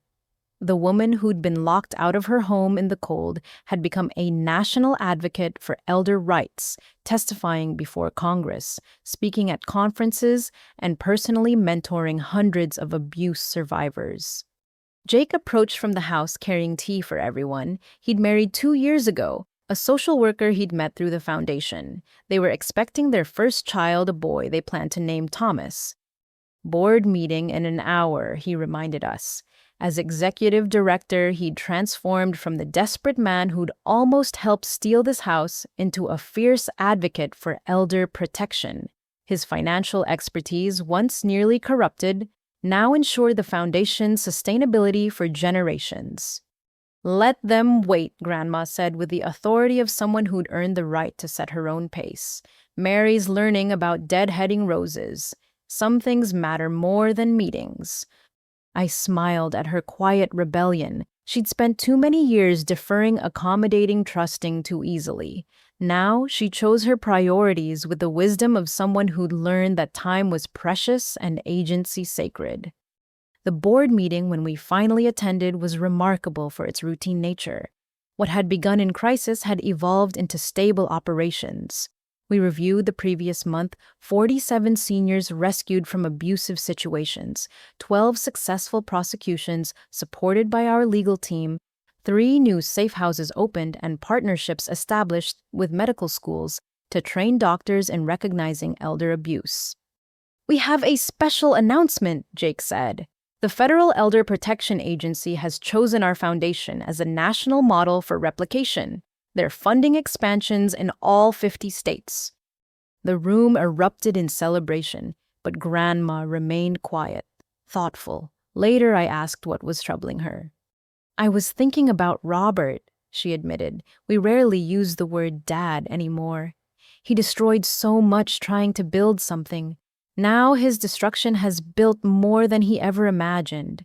The irony would break him if he were capable of understanding it.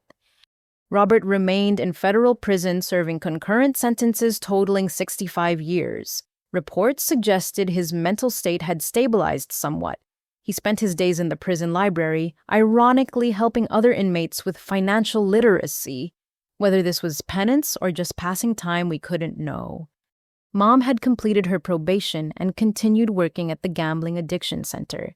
She'd never attempted to contact Grandma or me, respecting the boundaries we'd set. But Jake met her monthly, updating her on the foundation's work. She donated every spare penny to elder abuse prevention, living simply in her small apartment. "I guess she's different," Jake reported. "Genuinely different. The designer clothes and jewelry are gone, but more than that, the pretense is gone. She sees clearly now." Patricia Harrison, Robert's biological mother, had become an unexpected ally. Her speaking engagements about accountability, regardless of circumstances, raised significant funds. "I gave birth to him," she would say, "but crime isn't genetic, it's chosen. Every abuser has a choice, and every family member has a responsibility to speak truth." The foundation's success attracted attention from unexpected sources.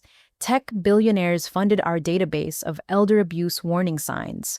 Hollywood produced a documentary that won an Emmy. Law schools created elder protection clinics based on our model. The movement had momentum beyond any individual's contribution. But the real victory was in the quiet moments.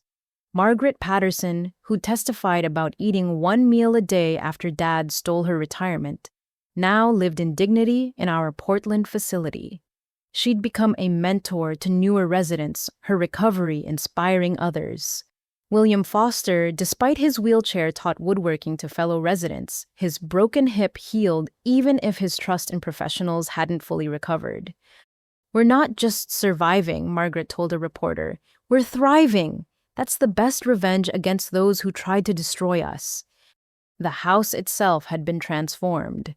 Grandpa's study remained a library, but now it hosted daily chess matches between residents. The kitchen Grandma had cooked in alone now served communal meals where stories were shared and friendships forged. Every room that had echoed with betrayal now rang with renewal.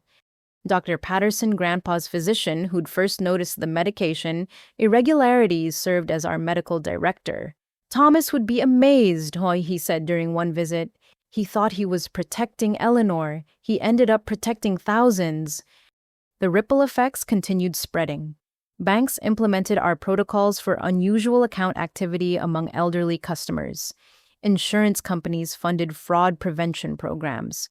Medical boards required training on medication abuse recognition. The systems that had failed Grandpa were being rebuilt with his wisdom embedded in their foundation. Channel 7's Sarah Martinez returned for a 5-year retrospective. Her report highlighted not the crime, but the recovery, not the theft, but the transformation. She interviewed dozens of families who'd found help through our programs. "The Thompson Foundation proves that from the greatest betrayals can come the most powerful protections," she concluded. "One family's tragedy has become countless families' salvation." The interview requests were constant now. Grandma chose carefully, always redirecting attention from our story to the broader issue. "We're not unique," she insisted. "Elder abuse happens everywhere, every day. We're just the ones who fought back effectively. Everyone deserves that chance."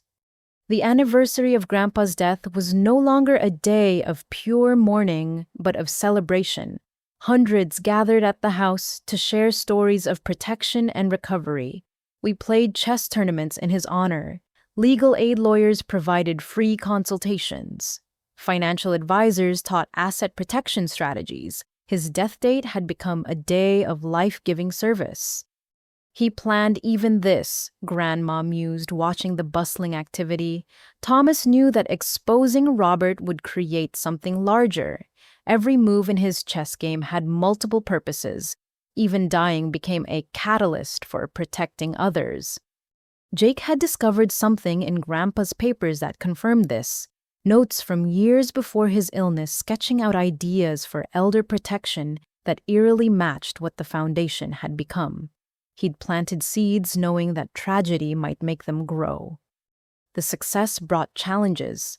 Copycats claimed to use our model while cutting corners. Politicians tried to co-opt our message for their agendas. Some victims' families wanted revenge more than justice. We navigated carefully, keeping Grandpa's strategic thinking and Grandma's compassionate wisdom as our guide. Remember, Grandma would tell our staff, we're not just fighting against abuse, we're fighting for dignity. There's a difference. One unexpected development was the number of adult children who came forward not as victims, but as perpetrators seeking help before they crossed irreversible lines. Jake created a program specifically for them. Intervention before crime, addressing the financial desperation or moral confusion that preceded elder abuse. If someone had reached my father 20 years ago, Jake said, maybe none of this would have happened. We can't save him, but we might save others from becoming him. The program was controversial but effective. Families reconciled before theft occurred. Seniors gained protection through transparency rather than deception. Would-be perpetrators found legitimate solutions to financial pressures. Prevention proved more powerful than punishment. Even Dad from prison contributed inadvertently. His case was studied in law enforcement training nationwide. His methods became teaching tools for what to watch for.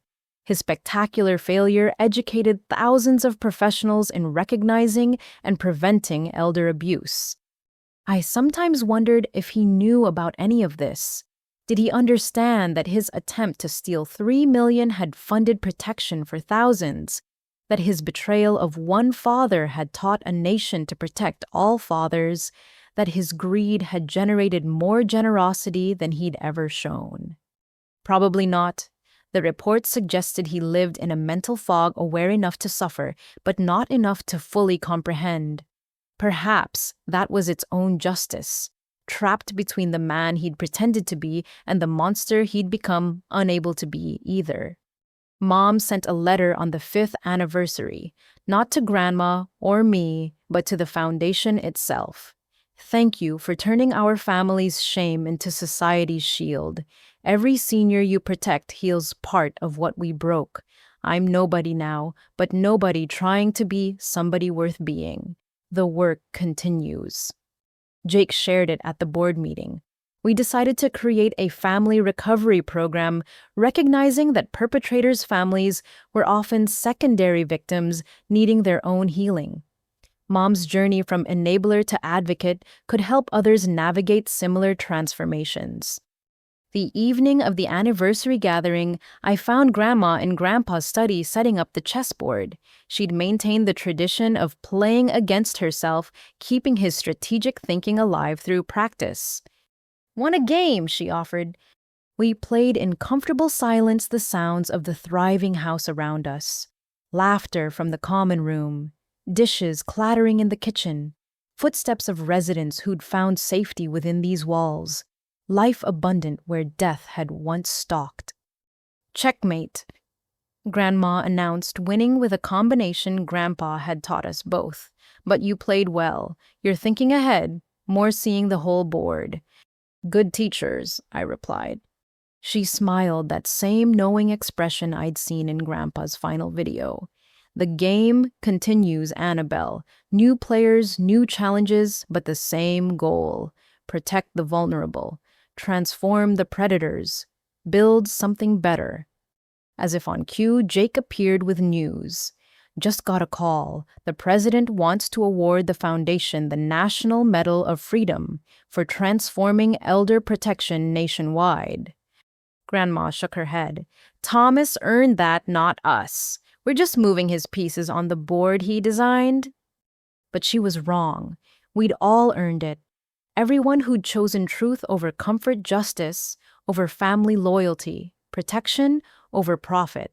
The medal would honor not just our work, but the courage of every senior who'd reported abuse, every family member who'd spoken up, every professional who'd chosen ethics over easy money. The sun set through the study windows, painting the room gold.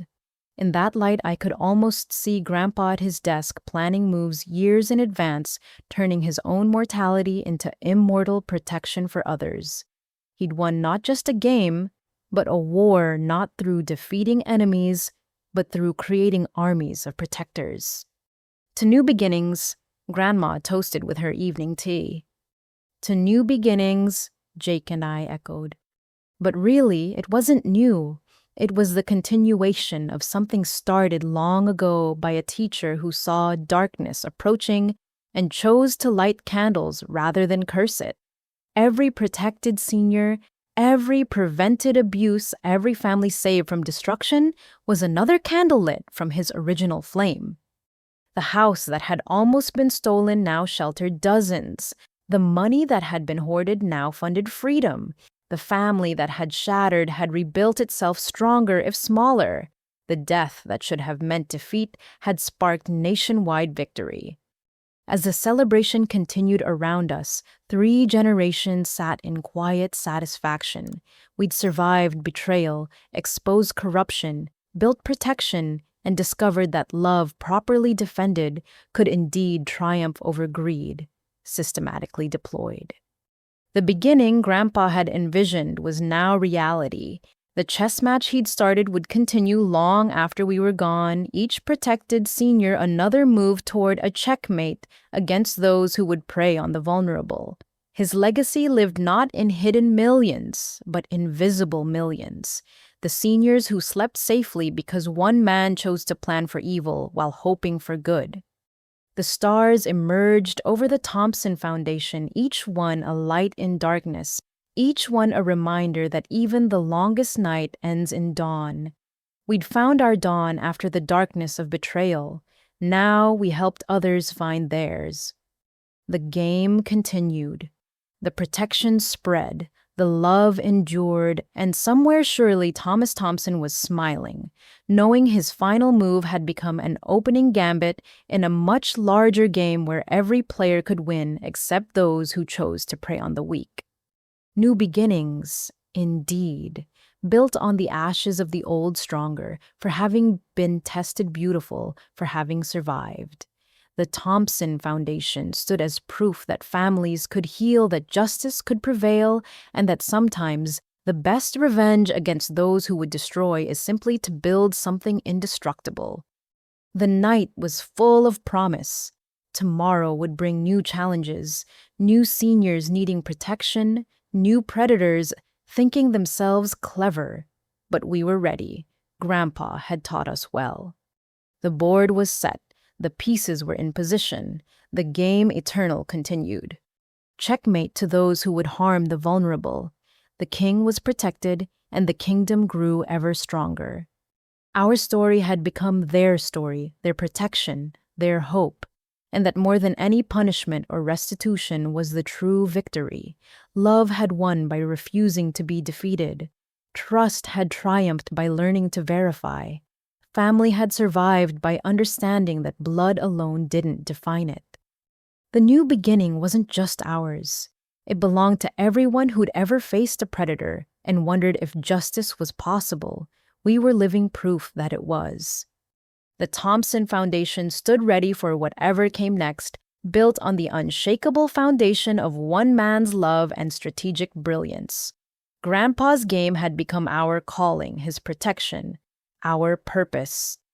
And so we played on move by careful move, protecting kings and queens across the board of life, ensuring that never again would the vulnerable stand alone against those who would harvest their golden years. The beginning was now, the game was eternal. The victory shared by all who chose protection over predation was already won. Thank you for joining us on this journey. If you or someone you know has experienced elder abuse, please reach out for help. There are resources available, people who care, and justice possible. No one should face exploitation alone. Like and subscribe if this story touched your heart. Share it with others who might need to hear that survival is possible, that justice can prevail, and that families can heal even from the deepest betrayals. Your comments and experiences matter. Please share them below. Together, we can build a world where every senior is protected, every family is educated, and every predator knows that the cost of exploitation is everything they hope to gain and more. Until next time, remember love carefully given and fiercely protected will always triumph over greed. Set your board wisely. Play your game with strategy and heart, and never forget that checkmate against those who would harm the vulnerable is not just possible, but inevitable when good people stand together. The game continues. Will you play on the side of protection?